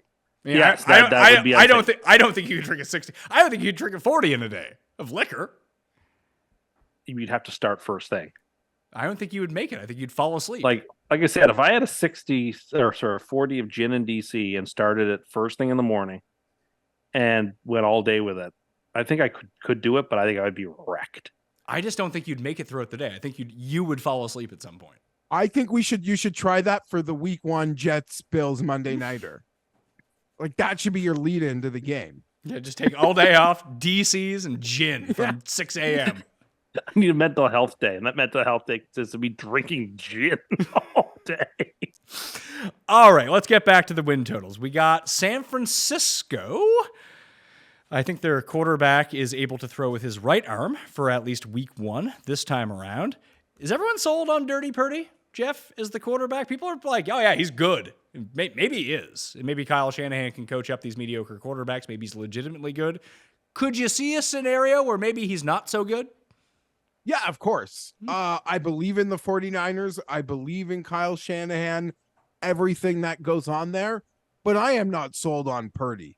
Like, if that thing went totally backwards and the slipper falls off, I am not shocked if Mr. Irrelevant plays like Mr. Irrelevant. I mean, let's be very clear. Brady is like the outlier of life. So I like mentioning that is just painfully annoying.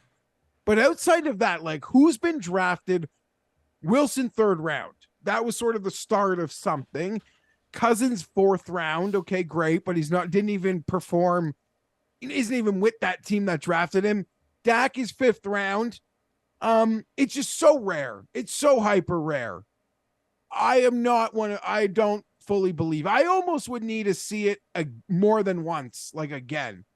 If they're like 8-3, I still won't believe in him totally yet. Like, I'm weird like that, but I believe in the team.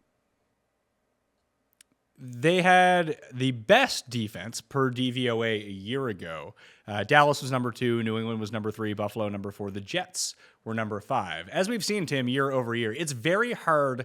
It is very hard, but it's much harder to sustain a top 5 defense just due to variance than it is a top 5 offense if you return all the same personnel.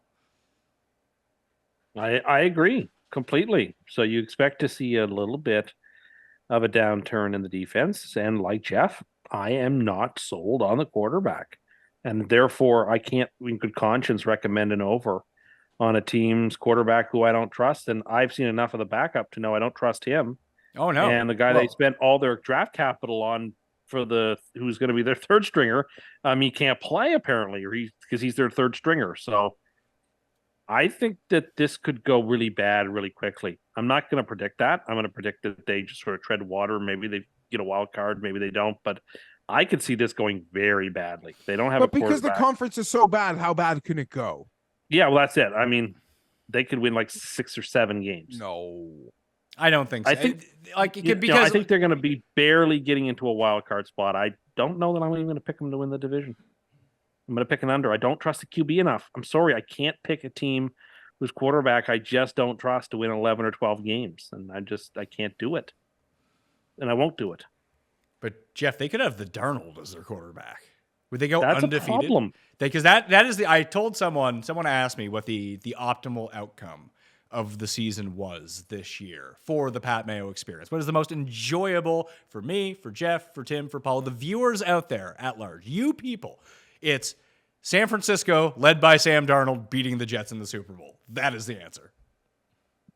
Do you remember that King of the Hill where they went to the country music festival and Peggy kept telling everybody that Randy Travis was stealing her music and no one believed her? And then Randy Travis met with her and she told him a story, and then he went on stage and stole that story from her. And all she could do was just scream, Hank, Hank, and have a mental breakdown. That would be me if this situation arose. I would just be standing around screaming crazily if this were to come to pass. I don't know how well I'd be able to handle this exact scenario. Then that's it. That's what we need to happen, Geoff. I don't hate the scenario. I don't hate Darnold. I would love to see Darnold win there. That would make me so happy. It's not even like the whole, I don't totally believe in Purdy. The thing is, in this situation, he doesn't even have to win them games, right? So that's the thing. Like, he doesn't even have to, we're not asking him to do things that we ask the other quarterbacks to do. It's like no other coach and GM in the history of the world could probably survive the draft malpractice, at least in this current time, that what they did ended up being. But they've created such a dominant team everywhere else that it doesn't even matter. Over for me. They'll be great. I'm going to go over 2 just because looking at their schedule based on the division, because the division's not good. It's good, not. That if they can just split their tough games, they're at their over. And I think that They they could start 0-2. They could easily start 0-2. You believe in the Rams that much? Well, we'll get into it. It's at the Rams after what I think is going to be a loss to Pittsburgh. It's a tough little spot there. Yeah, I mean, I was including the Steelers in those tough games. I was not including the Rams in those tough games. Because Then the Giants, you've Cowboys, Browns, Vikings, Bengals, Jags. Like, there's only 2 kind of easy games before the 19th of November. Yeah, but they're going to be favored. They're going to be favored unless they start like 0-3 or something. They'll be favored. Are they favored at the Steelers? I would assume they're favored at the Steelers. They are by 2.5. Okay. And they'll be favored at the Rams. They'll be favored against the Giants. They'll be favored by like 3 touchdowns against the Cardinals. The Cardinals. They'll probably be favored against the Cowboys at home.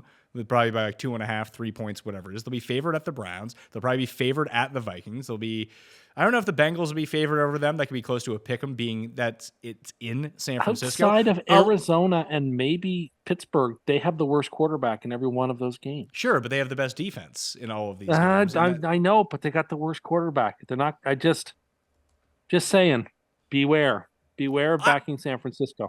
Okay, do I want Brock Purdy if I'm down 7 points and there's 94 seconds left? Like, no, that isn't ideal. But they're not in those situations. Like, they're just not. At least in the regular season. Custom the coin going under on the Niners. Yeah, I could see how it slips away from them. However, their 2 toughest games before they go to the Eagles later on in the season, which is like week 12 or week 13 or something, are against the Bengals and the Cowboys. And they have both those games at home. So it did break a little bit easier for them than maybe the schedule looks like. Where'd Geoff go? I don't know. Just searching for treasure. Yeah, I'm hunting for treasure. We didn't make our picks for the NFC North, by the way. I'm going to take the Vikings. Are you going to take the Lions? Yes, the Lions. I'll ask Geoff if he ever returns to the show who he is taking. The Seahawks are up next, the second best team in the NFC West. 9.5 is their win total. -120 to make the playoffs. I'm going to go under, Tim. I don't believe. Yeah, me too. Okay. I'm going to go under as well. It felt like everything that could have gone right for them last year went right for them last year. Totally. Like Geno had the best year he's going to have. And maybe we're wrong about Geno. I just don't think that we are. You don't have to sell me. I agree with you. I think everything went as well as it could have gone for Seattle last season. And I expect regression to come. I don't particularly trust this team. I don't. I'm down on them too. Give me another under. Yeah, I mean, their offensive line woes, which we thought they were going to have coming into the year, never materialized. They had 2 rookies really stand out. Is that sustainable? Is this defense sustainable? Maybe. If the answer is yes, they're going to be really good. I just don't see it happening, Geoff. I'm going to be the outlier in the group here. I'm going to pick them to just keep the magic of last year happening. I think the offense is incredibly dynamic. They call the right plays. Geno makes the right decisions. They'll be in good spots.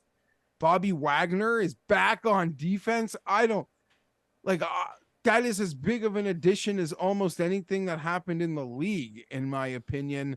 They draft great. I'm here for them to replicate last season's success. I'll take the over. Okay. The coin is with you on the over in this spot. Who did you take to win the NFC North, by the way?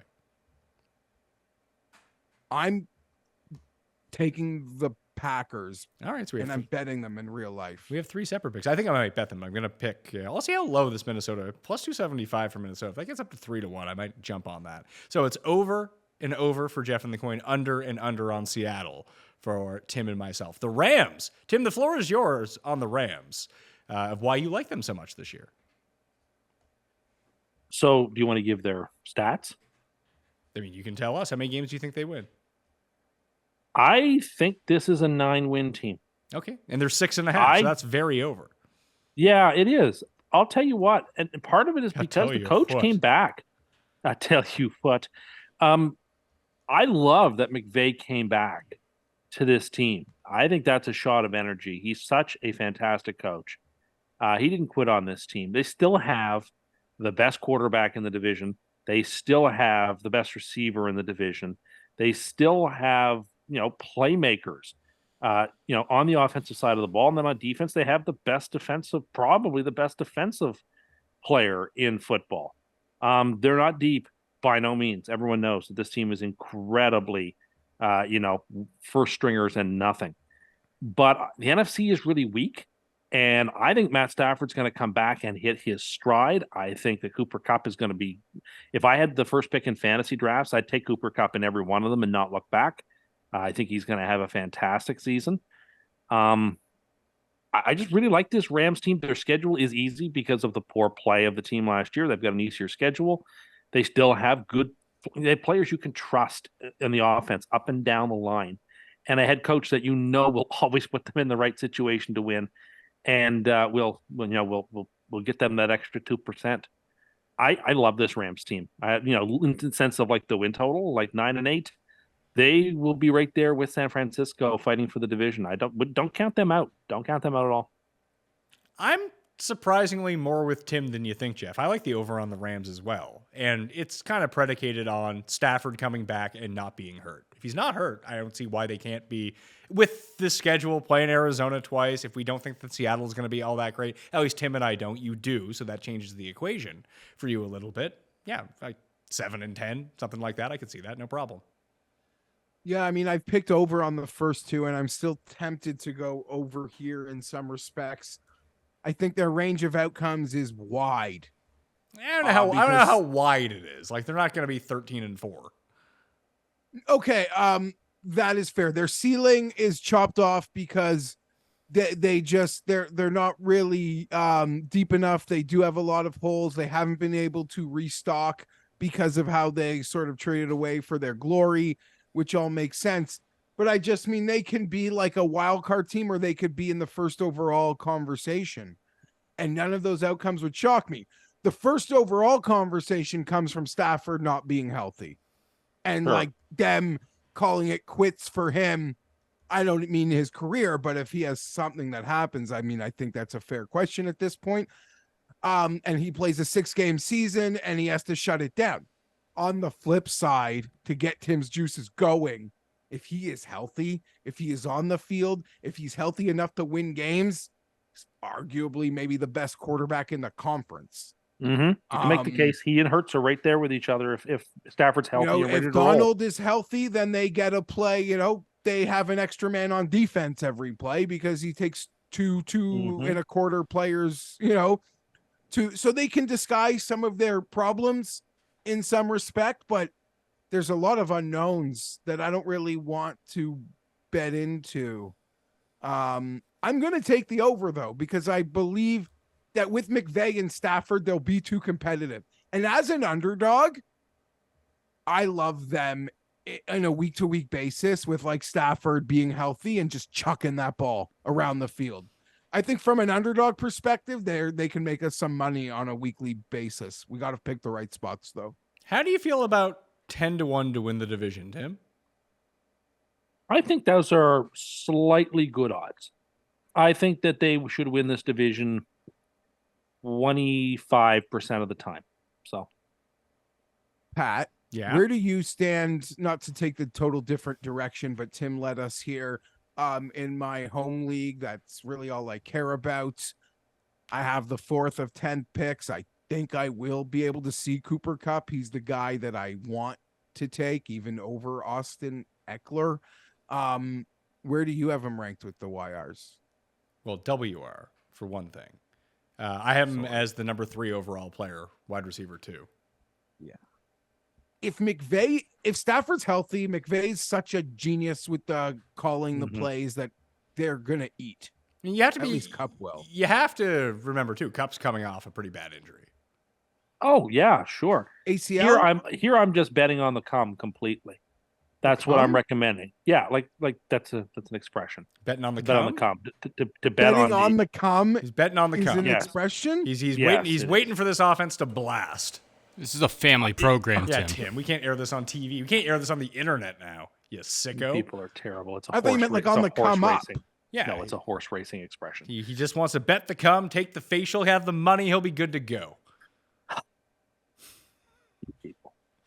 I guess we're gonna talk about betting on the come. I guess we're gonna have to I have censor a 2-year-old that now. screaming for me, so you guys keep the cum talk. It's all fun. He has to go put Anyway. earmuffs on his child, Tim. Thanks to you. No, it's a gambling expression that people who are a little bit more grown up than you all are will recognize. Anyhow, if everything works out as it can for the Rams, they're dangerous, and just I like their quarterback, so that does sound like it's a bit facile for me to be using that over and over again as a determining factor, but no position is more important to any professional sports team than the quarterback is to a football team. And so I don't think I'm too far offline when I side with the quarterback on a lot of these. It's and true. like You Kupp wouldn't- is one of the 3 or 4 best receivers in football. Donald's one of the 2 or 3 best defensive players in football. A lot of talent on this team. And like, I really like, just looking at their running back. I like Cam Akers. I like Tutu Atwell. I like players like that. I don't think Sure there's you a do. team in the league with more new players on the roster. And I saw a thing with McVay. He says like the youth, it's re-energized The Utes? him in some ways. But I think this roster has the most new players on it. Well, Tim was right when he said he doesn't want to bet on the come if it's a flaccid offense. So I would agree with him on that. Awful. Just awful. The Arizona Cardinals win total is 4.5 this season. That's not great. We don't know if Kyler's going to play this year, whether or not he's going to try to come back early. I'm guessing they're going to want to try to trade Kyler Murray and try to get into the running for the Caleb Williams sweepstakes, if that's who it ends up being. Obviously, they have a brand new head coach. It's Jonathan Winner Gagnon as the head coach. You have Drew Petzing as the offensive coordinators, and defensive coordinator Nick loves doing rails. This sounds like a real motley crew here, Geoff, in Arizona. It's going to be disgusting, but what's exciting for the Cardinals and their fans is that what clearly wasn't happening in Miami, I guess, during the Flores situation, what clearly didn't happen in terms of the streamlined communication in Houston last year and winning that game, I don't think there's a chance that happens in Arizona, because from top down, they are on the same page. And they made those great draft day trades to set them up. Pardon? Oh yeah, that they made some great. They made the good trade. I'm sorry. Yes. Sorry. Yeah, they You're right. Taking You're a right. shit season, and they're tanking, and they're loading the cupboard to make any move they need to make with a new GM, with a new coach. Like, it's a perfect symmetry. There's nothing fancy to say. This can often backfire. I would like, Tim, did you have them up? Do you have an alt under on Arizona? What are they offering in the alternate under market?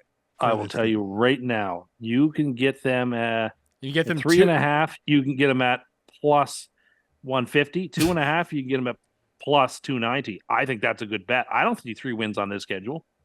Well, what are they to be the first overall pick? Because I would argue, like, which odd is bigger, under 2.5 or first 3.5 or first overall? Because those I don't know that I see.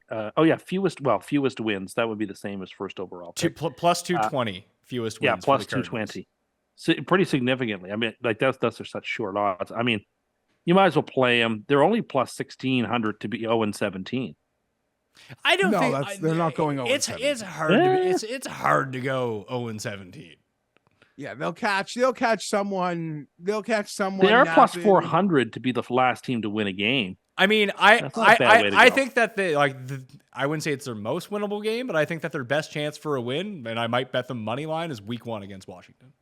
Always. The Chicago's won last year. Yeah. Houston It tied happens. the Colts. Like, we see it all the time. The Jacksonville won, and Urban Meyer won, I think, his first game or something stupid like that. Yeah, week 1, just weird stuff happens. They're only 6-point dogs. Colt McCoy revenge game in Washington. Here we go. You want to play That'd some be bad for play some Michael Wilson on DraftKings at $3,000? Print I don't know. money. This team's Where's got that game? 1 and It's- 16 written all over it. It's in Washington.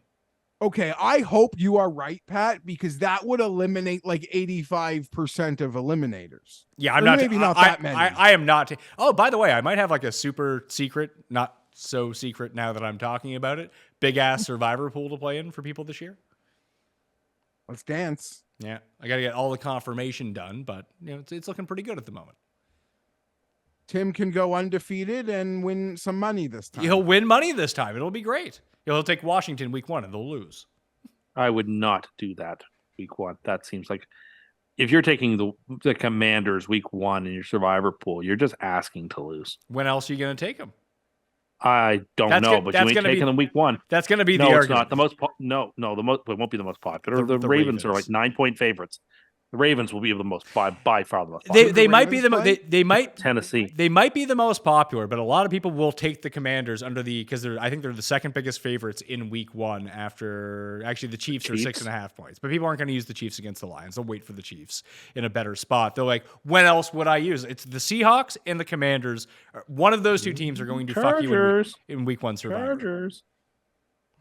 Chargers are playing a dead fish week 1. Shut up. Armstead's actually going to be fine after you danced on his grave, Tim.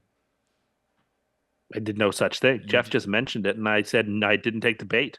Is he going to be fine like long term? Because I don't know that he's a lock to play week 1. I think he's like 70-30 to play week 1 now. Like it just wasn't. Because he was already in a bit of a not certain for week 1 before that You situation. keep telling yourself they're going to be down like 8 guys. No, I'm not. Tim's the confident one. I don't want to play them week 1. McDaniel's got like 8 tricks. He hasn't shown anybody. And I'm going to be a whipping boy.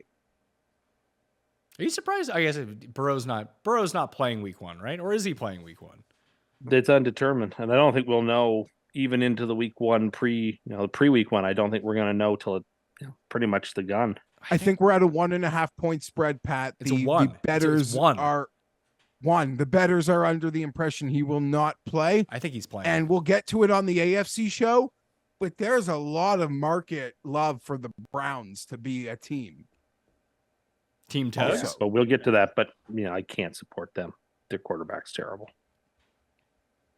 So you're not coming on the Browns? Again, I don't think I'm picking any teams like long term whose quarterbacks I don't have some belief in. So we're all going under 3.5 on the Cardinals. 4.5, and yes, 4.5. That's a lot. 4. Wow. The coin is going over on the Cardinals. The coin knows things, so watch out. Tim didn't go to SJ on me here for the Rams. I'm going to take the Rams to win the division, and I'll bet them at 10-1 as well. I'm coming on with you. I'm coming aboard. We'll take the Rams as well. Coming all over I'll me. be the guy on the show picking the 49ers. Yeah, old value hunter, Old Chalk Square Jeff. Square That's Jeff. like on Oh, that Square 49ers. TV Well, screen. the 49ers, they won the division last year. How could they not win the division this year? That's Jeff. Yeah. The South. My pick this week in golf is John Rahm, and my avoid player is Jim Furyk. That's a callback. The funniest part is that guy has invited me every year since to come and speak to his statistics class at at Columbia University. It's strange. Wrong guy to be doing that, but I agree to do it every time. New Orleans, we shall start with in the NFC South. 9.5 is their win total. Minus 190 to make the playoffs. Plus 120 to win the division. I'm just throwing this out here. I think every team in this division sucks. Under. Under for all of them except for the Bucks, I think, is where I'm going to go. I'm going to go under. I think the Saints probably are the best team in this division, but no faith that this is going to go well for them.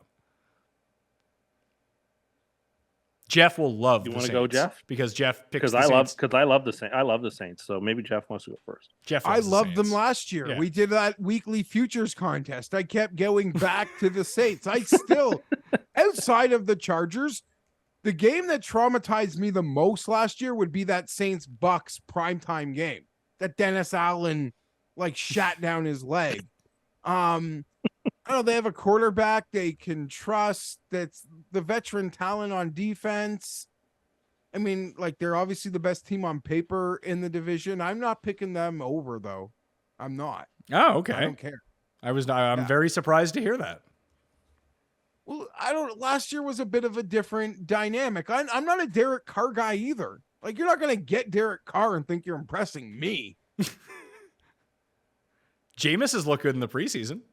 Love Jameis. Love Jameis. Gonna bet- Chargers got a dose of Jameis. Bet him to win MVP. Jameis. If Carr got hurt week 1, I would. Without a doubt. I wouldn't blink. I'd lose money again. Who do the Saints play Love week them. 1? Oh, there's a game. It is Tennessee. Yeah, I gotta say- Tennessee, Carolina, Green Bay, Tampa. No, New I'm England, just Houston. I'm just There's looking just at wins there. I'm just looking at week 1. Like, I don't know if I'll go Tennessee money line, but Tennessee plus 3.5 at New Orleans. Just that's a bet for you right there. There's not a legit loss on their schedule until like. You don't think they can lose to Carolina or Tennessee? Oh, could they? Yes, but do I think they're going to? Like, no. Like this team could be very well last year's Minnesota. They may not be great, but they might win like 12 games because that is such a weak schedule. I like them, and I trust Derek Carr. And they got rid of Sean Payton, which is a plus in my books. They didn't have Sean Payton last year. Yeah, it's still a plus. I don't care. Just want to take another shot. Anyway, I believe in Derek Carr. I think this team was the best team in that division last season, and everyone's gotten worse. So here we are. The Saints are the best of the bunch. Listen, I don't necessarily disagree with you that they're the best of the bunch, but that's a very low bar, which means it can go south pretty quickly if we're just wrong on one of these other teams. So I don't see it. I don't see it. You're the only one who's over on the Saints. The rest of us, including the coin, went under. That brings us to Atlanta. 8.5 is their win total. They're plus 105 to make the playoffs, along with the Bears. This is the one I don't understand at all. I love the under. I don't understand. Like I loved Atlanta last year. I mean, they covered their win total within like 6 weeks of the season. I think it was like 4.5 last year. Like, why are they significant? Like Bijan worth 4 wins to your team? I don't think so. Return me Timbers is not all that great. Like this is such fantasy football wish casting that everyone just wants all these guys to be awesome. It's a lot like Geoff pointed out for years. And maybe one year the Falcons offense is going to be steamrolling everyone. But until Saxonville came along, Geoff, what did you always call the Jacksonville defense until they finally broke through that one year? Yeah, that whole team, even with Fournette, they're the college football all-stars. And they sucked every year until one year they didn't. Then they went back to sucking. Maybe that's what Atlanta can do this year. Soft division, soft schedule. I get it. I just don't see it with the guys that they have.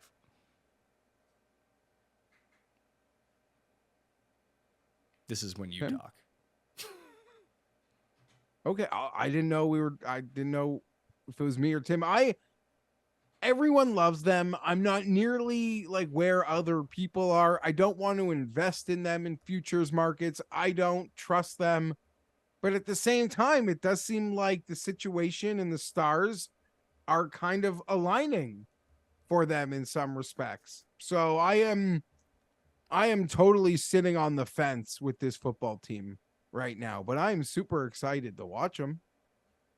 They're going to try to run the ball. I'm not. They're terrible. 9,000 times this year. Yes. Under. I don't like this team. Let's see what the coin has. I don't see much talent. I don't like their quarterback. I think their defense is still bad. I don't like much about them. I certainly don't think they're going to win more games than they lose, which is what you've got to think in order to pick them here. I think that's silly. In some ways, it's almost sillier than the Bears over under. 9 wins. I'm going to pick them over, but I'm scared.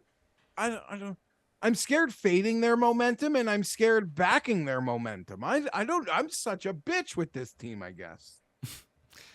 All right, so 3 unders and an over from Geoff. So this is going to be, I guess there's going to be one outlier with everyone this time around. The Panthers and Bryce Young, 7.5 wins, plus 205 to make the playoffs. 4-1 to win the division, 40-1 to win the conference, 80-1 to win the Super Bowl. Let's not worry about any of those things at the moment. JC Horn's going to be fine for week 1, right, Geoff? Coming off the injury? And I love this. I love so many pieces on this defense. And I like Frank Wright. And I like a lot of the offensive coaches there. I didn't really agree with some of their veteran signings on offense, but in many respects, Carolina's season will be considered a success if it's not a disaster. And what I simply mean by that is they don't own their first pick next year. So as long as they're like avoid a disaster season, I think their season will somewhat be a success. 7.5 feels really high. I'm going to take the under, but I'm actually more optimistic on this team than you would think by my words. Do you think that Bryce If Young's this were any good? 2019, yeah. Oh, sorry. I was gonna say, do you think Bryce Young's any good? Year one? I don't. I don't know. I wouldn't even take. To me, it's a big old question mark. Unproven. So I will take the under. 2019, Tim? If this were 2019, the Panthers have a great roster. I mean, they have Miles Sanders, Adam Thielen, Chark. They have Justin Houston, Von Bell. Like this would be a good team 4 years ago. This is an old team with a quarterback who has no experience, who I assume has to start because, like, I can't imagine Andy Dalton will start. So, I'm not interested in this team. Like, 7.5 was more than I thought the books would ask. Like, who wants to invest in these guys being 8 and 9? I don't know. And that's the weird part. I don't think anyone, just go to DraftKings Sportsbook right now and look at their win totals. Let's see here. That's fewest wins. So they're not one of the favorites for fewest wins. Like, they could be the worst team in football. That wouldn't be unreasonable, would it? Like, if Arizona won, Wouldn't be unreasonable. No. If Arizona randomly won 4 games, you could see the Panthers winning 3. Okay, I'll tell you why it's unreasonable. Because the team that usually has the least amount of wins is in some respects like wanting to be there or satisfied when they land there at the end. That would be a doomsday scenario in Carolina that I believe they could they trade will the do. pick. They could trade the pick. No, they don't own the pick. They don't own Oh the yeah, pick. that's right. So that's why I'm saying, like, the doomsday scenario with them being god awful. And I believe as an organization, coach it, like they will do everything they can to avoid that doomsday scenario. So I don't like them in that market at all. Like, they have Brian Burns and J.C. Horn on defense. And maybe someone else steps up. Maybe a group of veterans can do it. But unless their defense is really good and takes a significant leap and keeps them just in a lot of close games, they win some coin flips, and Bryce Young is good. He doesn't need to be great, but he's like an average to slightly above average NFL quarterback year one, even with Mingo and Thielen and all these guys, then yeah, I could see them potentially doing it in a bad division. I just don't think that's going to happen. I think what I would rather do is what I'm going to do is bet the Bucks over 6.5 wins and probably 8-1 to win this division. Like, I don't think that they're markedly worse than any of these other teams, yet the market thinks that they're absolutely god-awful. And maybe they trade off half their team when they start 0-4 or something like that. Then obviously they're not going to win the division. But what do you think Tim, what is the winning record for this division? 9-8, but I think the Saints are decent. Sure, but let's say the Saints are slightly worse than you think they are. Could the Bucks not be? Yeah. Last year it was 7-10. Do you see a difference between the Bucks, Bucks, Falcons, and Panthers? Not a big difference. No. Other than Tampa has some assets that people would be champing at the bit to buy at the deadline. The problem is, why would they trade at the deadline when they're a game out of the worst division? Even if they're playing poorly. If someone offers you something very enticing for Mike Evans, you will take it. No, I agree. I am so down on Tampa. Like, why are you down on Tampa? No, sorry. I mean, I will because Baker Mayfield is their quarterback. Whatever, who and cares? That is a disaster. No, Pat, what I am meaning to say is Tampa, to me, as a fan of a loser team, is the luckiest team in the goddamn league, in my opinion. Like, if I was a fan of Tampa, I would be so mad they haven't already begun this fire sale, that they're trying to win a shit division. They got to bring in Tom Brady. They got to win a championship, and they could literally win 1-15, and it would be like the best thing they could ever do. But the division is so bad. Their defense is so good. Desmond Ridder, Bryce Young, Derek Carr. Do you know what they all suck at? When Winning? they're, well, I can't speak for Bryce Young. I would imagine Bryce Young will struggle when he's put under pressure, and that very aggressive Tampa defense is actually perfectly positioned to succeed against the shitty quarterbacks in the division. I want to hammer this team under 6.5, but I can't because of the circumstances. I want to unload, but I haven't yet. Also, lots of smart people say that the market is so down on them to bet the over. I'm still saying under, but that's not what the smart people are telling me. Yeah, it's minus 140 to the under. I've seen it as low as minus 120. I'm so tempted to smash it, but I'm scared their defense can actually crush their in-division opponents and make all those games so close, and they'll probably already be close. All the negative feelings that we have for Baker Mayfield, could he end up after this year being the best performing quarterback in this division? There's a very distinct possibility that he plays better than Derek Carr. Like, that's his competition here. Well, we have a big old question mark with the first pick in the draft. Sure, but we're just talking about this year. I don't think that maybe Bryce Young is amazing. I just don't think that he's going to be amazing this year. Like, Mayfield was pretty decent with the Rams at the end of last year. And listen, he's got Evans and Godwin to throw to. That ain't nothing. Especially when... For now.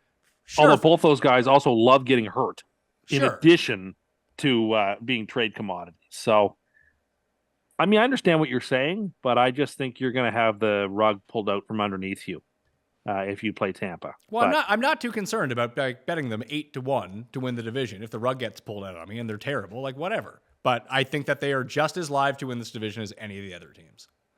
None of these teams are dominant. I mean, I wouldn't hate you if you said Atlanta's going to win it, if Carolina's going to win it, if New Orleans is going to win it, or Tampa. Like, I don't have a strong enough feeling about any of these darn teams in the division. I'm just here to say I believe that New Orleans is a slight cut above. I went to check out a crazy market because if you think this team is going to win the division, if you think this quarterback is going to do what we saw another quarterback do a year ago, comeback player of the year, Baker Mayfield, comeback player of the year. I'm telling you, man. I'm also a guy who thinks Hamlin is. Yeah, you think DeMar Hamlin can't win the award? Like, come on. No, I don't think he can't win the award. I think as slam dunk as Alex Smith was to win the year he won. You're paying an Alex Smith price. The guy literally, he Careful died. Now, actually, you know what? Don't be careful. This is good for me. He died. Good for me. Go ahead. He died and he got brought back to life. But his return to the football field in terms of rehab and his quest back is nothing. And sorry, it was scary as hell, but it's not nearly as impressive as anything remotely close to Alex Smith or anyone that has to do like intensive day after day rehab. The incident itself, scary as anything we've ever seen. But I am telling you guys, once football actually starts and players who actually play and are important to their teams contribute and are the reason their teams are succeeding, DeMar Hamlin's going to be a pick'em. And that's all I'm saying. It will be. It will be. These current numbers are laughable to me. He's been already put up on his pedestal. They do not need to do it again next Super Bowl. You know I'm what? stepping in front of a dead man. I Jeff don't have a player like to Michael bet. Block. Jeff doesn't like the feel-good story of Hamlin. Jeff doesn't think that hologram should win comeback player of the year. We know Jeff. We know what's going on Rumble, pal. Exactly. That Jeff basically just gave voice to the silent majority on Rumble. Mayfield is 75-1 to win comeback player of the year. That's actually not terrible. He has the same odds as fucking Jamison Crowder. I'm saying, okay, I know last year nobody is going to win other than DeMar Hamlin. It's a what will you give me? What deal. will you give me for the field? If he's minus 700, give me a field line, Tim, and let's bet it. I want the field. He's only, in fairness, Hamlin is minus 285 at DraftKings Sportsbook. Damn it. Well, somewhere is 7. Yeah. I'm saying. At Jeff's Sportsbook, it's minus 700. Well, I'm looking at a minus 700. All that happened was that he died and came back to life. So right? give me a number. What's the According to field? Geoff. Because I've I would asked. ask our friends on the campaign to, go back a couple of minutes and clip that minute, put it in the can for our ad. Hold on. Why? in a Because few months, I said a 'cause we're gonna guy run who that. a guy's going to be a pick'em and he still might win, but there's opportunity in this market because I'm just they've saying, got. you better go to Wisconsin this year, pal, because I got some clips for you this year. Yeah, I- buddy, and last year Tim You didn't think campaign because you wanna fell put down. your fat ass in an F1 card and you think it's discriminatory. You can't, and you're going to come at me with anything I say about sports. Yes, I don't care. I am. Well, you certainly sound like a person who doesn't care. I don't care. You're going to go at me about F1? Well, I don't care. Yeah, you certainly sound like a Jeffrey. There's nothing I can say. I'll have my sports takes. So many of them will be wrong. You're literally just going to say the dumbest shit. I am not worried. Am I nervous that you're going to get really on the campaign wagon after abandoning it last year? I am a little bit. You But should in the end, it all comes down to this simple fact for people who want to take a fair and balanced approach to this thing. Number one, I acknowledge like something ain't right here. I acknowledge there's nothing normal going on here. That exponentially makes me less insane than you, who thinks your actions are par for the daily course of everyday people. They are normal. With his That's 18, why I'll win. with his That's 18 why shots I'll on the win, golf always. course. You look, I guess you can't drink 18 shots of beer. Fair No, enough. Beer. this is him talking himself cheating. out of actually having to do this, and he doesn't want to go to the hospital. I Alcohol picked Tim. poisoning. Give me a Cust. line. What do I get for the field on Hamlin? I don't know. What's a fair number? What's it right now? Well, there's no. I field, asked it's the just sports everyone book else. for a number, so I have one number that I've been given by a sports book because I requested it. Give me a field versus Hamlin. And what did they give you? Plus 200, plus 175.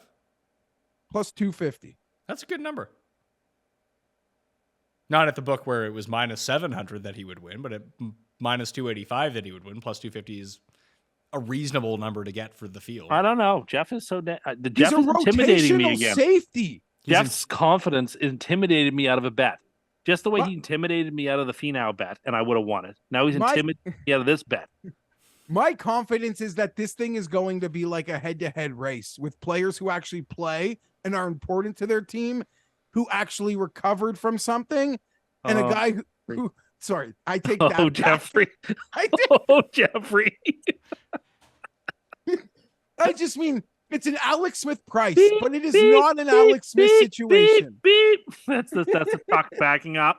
It's a restart this argument.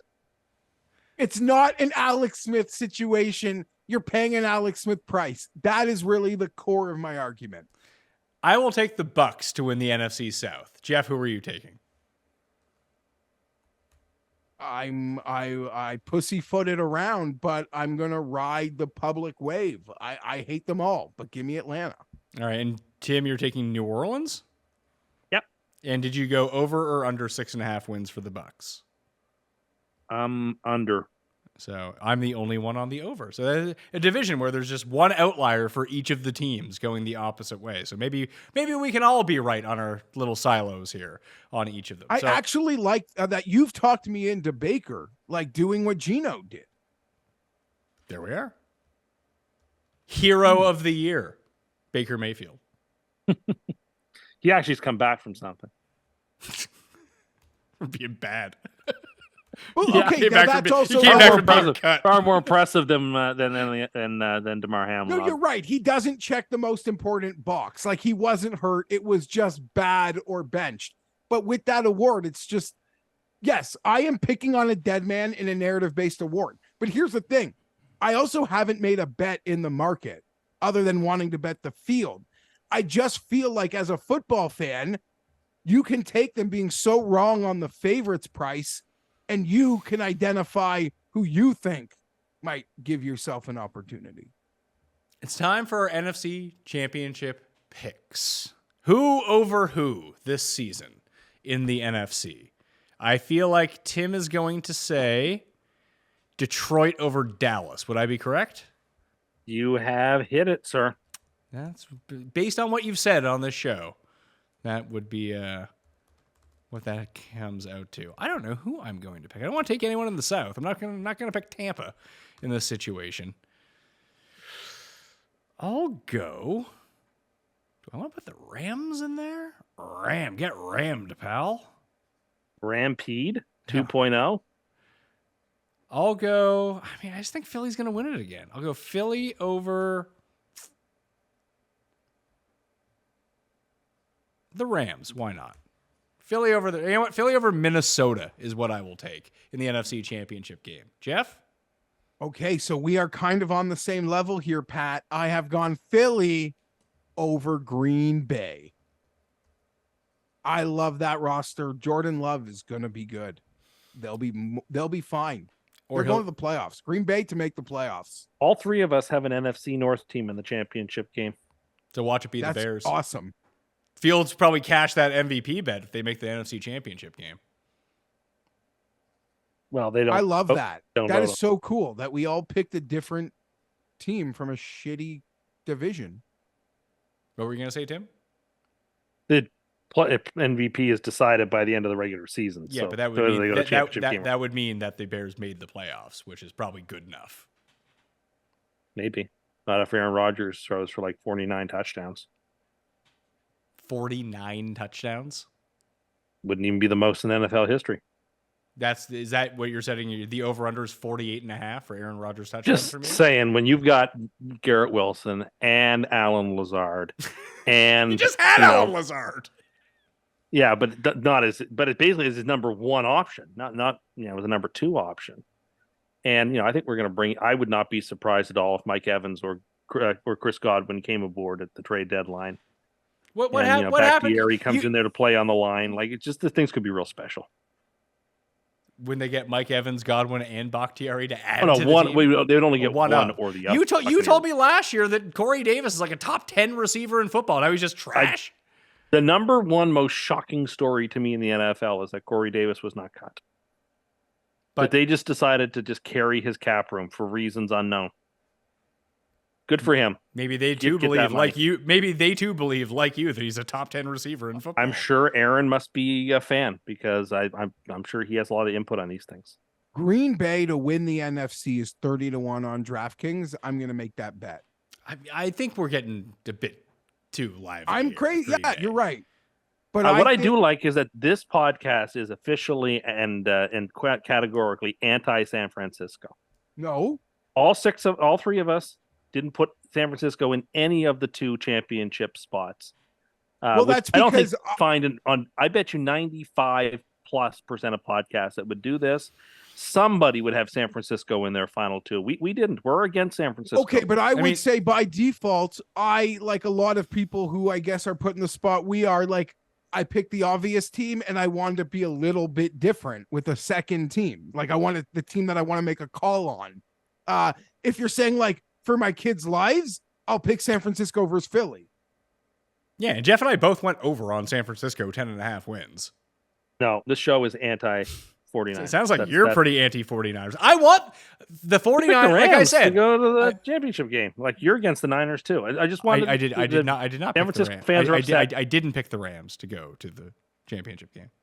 No, that's right. You wanted to, then you backed out. You did pick them in the division. Yeah. But if San Francisco fans want to get mad, that's fine. Be mad at this show. This show stands against the 49ers. It doesn't because, like I said, the single greatest outcome for me this season is a Sam Darnold-led 49ers winning the Super Bowl over the Jets. I don't think you know how much that would hurt me. No, I think he knows. That's why he picked it. That's why I get it. I would have to go on my own like ayahuasca retreat. To get over a loss like that. You're far too cowardly to do ayahuasca. Do 18 in 4 hours. I could just I might have to go to a dark room, to a dark out retreat for I don't know how I would recover from that. I'd like to think I'd bounce back quickly, but I think that would sting a lot. Well, I have to acknowledge I live in fear of knowing my team will disappoint me, but when you've waited as long to see what Tim and I want to see, the concept of making it to the Super Bowl and losing, and then in your head thinking, do I need to start this journey again from like the beginning? I might not ever get it again. I'm now Yeah, that's what I mean. It would be 36. Sorry, my team has never been to the Super Bowl in my lifetime. There's a chance that if they got there and lost, that's it for me. Like, I'll never see them again. Like, there are Cubs fans who went 100 years and never saw their team win. Like, it very, very possible. Like, this is the only chance I've got. So it means a heck of a lot more to me in some ways than those players, because like I won't have another crack. I will turn 40 before the Super Bowl, so I don't believe I'll live past 80. So yeah, I'm on the second half and I got nothing to show for it. I feel the exact same way, exact same as you. Like, this is we only get so many cracks at these, like legit cracks at these things. And I don't even consider my team legit. Based on pardon, go ahead. I don't even consider the Chargers like a legit contender. I've expected fun and sadness. Your mind is like Super Bowl or bust. Well, look, when you make all the wrong draft picks at quarterback and you basically sacrifice the future for 2 years of potential, this is it. Like, if it doesn't happen here, it's it's this year, next year, and then it's like 15 years of sadness. So, like, it better happen in these 2 years, or I'm going to be sad. I need this. Please don't let me down. Please. All right. Don't let us down. That will do it for the Pat Mayo experience. That was just the NFC. 2 hours, actually pretty good timing for the matzo sticks. Yeah, just you're having a drink at a bar before you go to the restaurant that you actually want to go to. The AFC is coming next week. The Win Total Draft is coming next week. Best Bets is coming next week. A brand new Cust Corner is coming next week. Then when the season is here. So strap yourself in, feel the G's of the Pat Mayo experience, and watch out, because he's coming for you. It's Tim Andergust. Tim Andergust. That is not my name, but it's true. The Cote de Boeuf, the porterhouse, the tiramisu, the caviar, it's all coming. It's all coming down the pike. This is just the matzo sticks to get your appetite whetted. Don't splooge all over your phone when you download it, Geoff. Tim's coming for you. People are all terrible. Especially that coin. The coin never said anything offensive. The coin is the well-behaved one. Yeah, the coin is up to no good. What do you think the coin is really up to? Who did the coin pick? For what? The championship. You know the coin can't do that. Sure it could. How does it do it? It would have to have division winners. Does the coin make a division? So the coin gets to make picks without consequence. Well, the coin gets to pick 50-50 situations. Either one side wins or the other side wins. You know what a coin is, right? Oh, I forgot you're a big Dungeons and Dragons guy. So you're like, 13-sided coin, dice, here we go. I don't think I've ever played Dungeons and Dragons. In fact, I know I haven't. I wouldn't even know how you play it. Like, do you still get the CD and put it in the computer to play? I'm sure you don't now in this day and age. No one has CD disc drives. I mean, you have the intimidation factor of someone who plays Dungeons and Dragons. True.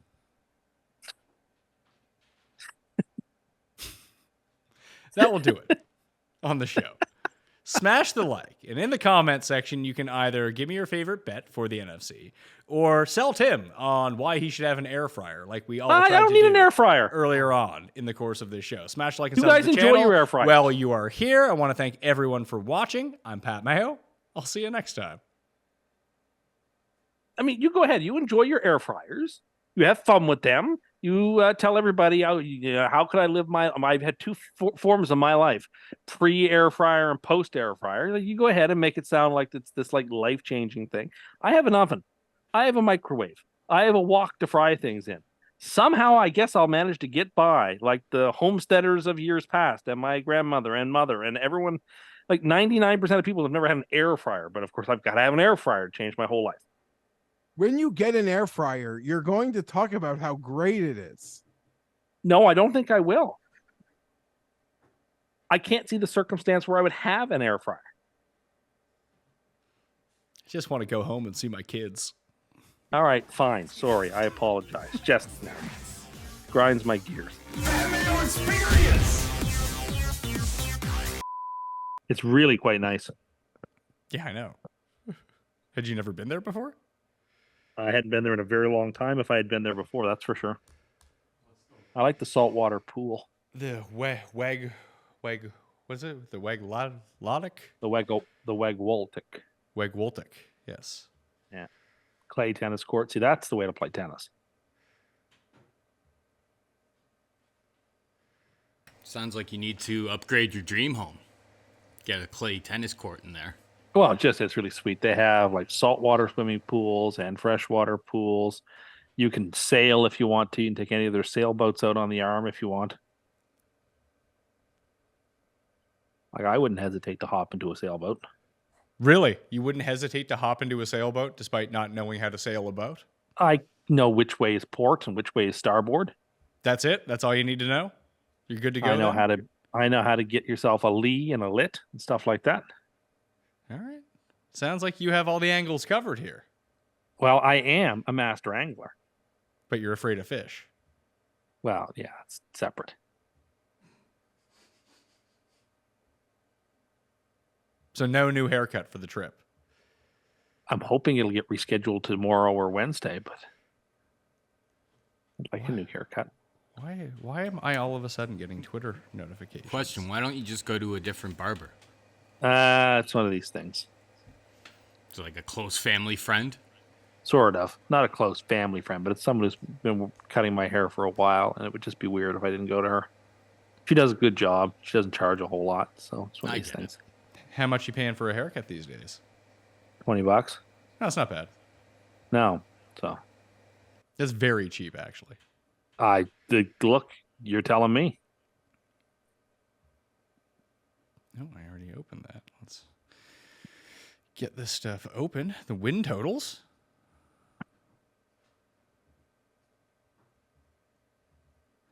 Oh, I can't wait to talk about the cheat commandos. The other thing they have there is beach volleyball, which I've always wanted to play. What has prevented you from playing? Well, you can't play by yourself. But there's not just babes there ready to play? There wasn't last evening. You can't just jump into a beach volleyball game. It's got to be all organized, but it looks really cool. Why can't you jump into a beach volleyball game? Because that's not the way it works. You don't just it's not like Red Rover. You just don't just show up and start playing. I mean, you can like sub yourself in and say, hey, can I join? Sure. Done deal. I like to think I'd actually be pretty decent at volleyball. What would make you think you were decent at beach volleyball if you're not decent at real volleyball? I was decent at regular volleyball. I was a good setter. You're like 6'3". Why were you the setter? You should be spiking the ball. I wasn't good at spiking. I was good at setting. I have my doubts you were good at setting. Yeah, I was good at setting. Good at defense too. How could you be good at defense if you can't spike the ball? I was good at digging. Really, your elite mobility made you good at digging in volleyball, did it? Yes, actually. I would like to see you on the volleyball court, pal. I feel like I've lost a step or two now. His elite vertical got him up there for those digs. You should have seen this leap I made the other day on the golf course, Jeffrey, after knocking down a putt. Was that hold on? Was that when you were playing with me? Yeah, the one that Augusta. Tim didn't legitimately, Geoff, didn't get off the ground with his jump. Yes, I did. No, you didn't. It's not a jump if you don't get off the ground. Well, I guess it wasn't a jump then. You went on like your tippy toes, kind of. Oh, please. I had the South. Ugh. So who's joining us on Monday? The three of us? Cam and Rob. Cameron and Rob? Yeah, Cameron. And is it just a 5-man snake draft? Yeah. Okay. It'll be outrageous, or at least I hope it is. Well, I think you're going to be upset when you find that Cam's probably on my side for a lot of these takes that you've been bashing me about. Like what? Professional eating stuff, buffet stuff, proper amounts of alcohol to be consuming. I think Cam will be with me. You know what? You might be right about that. Yeah, so there you go. If Cam's in your corner, then you're right. Is your angle on this? Cam is the everyman. Cam really, you know what? Cam truly is the everyman. You are not. So if he's with you, you're with the people. All right. All right, let's get this started. Yeah, save all the good stuff. We're about. I mean, we are recording, but we'll be. This is all in the just middle coming of off the the show. top of my head, Paul. Yeah, leave them alone. We'll start. Do with I the- look like a man with a plan? We'll start with the east, and then go to the north, west, and south. Experience!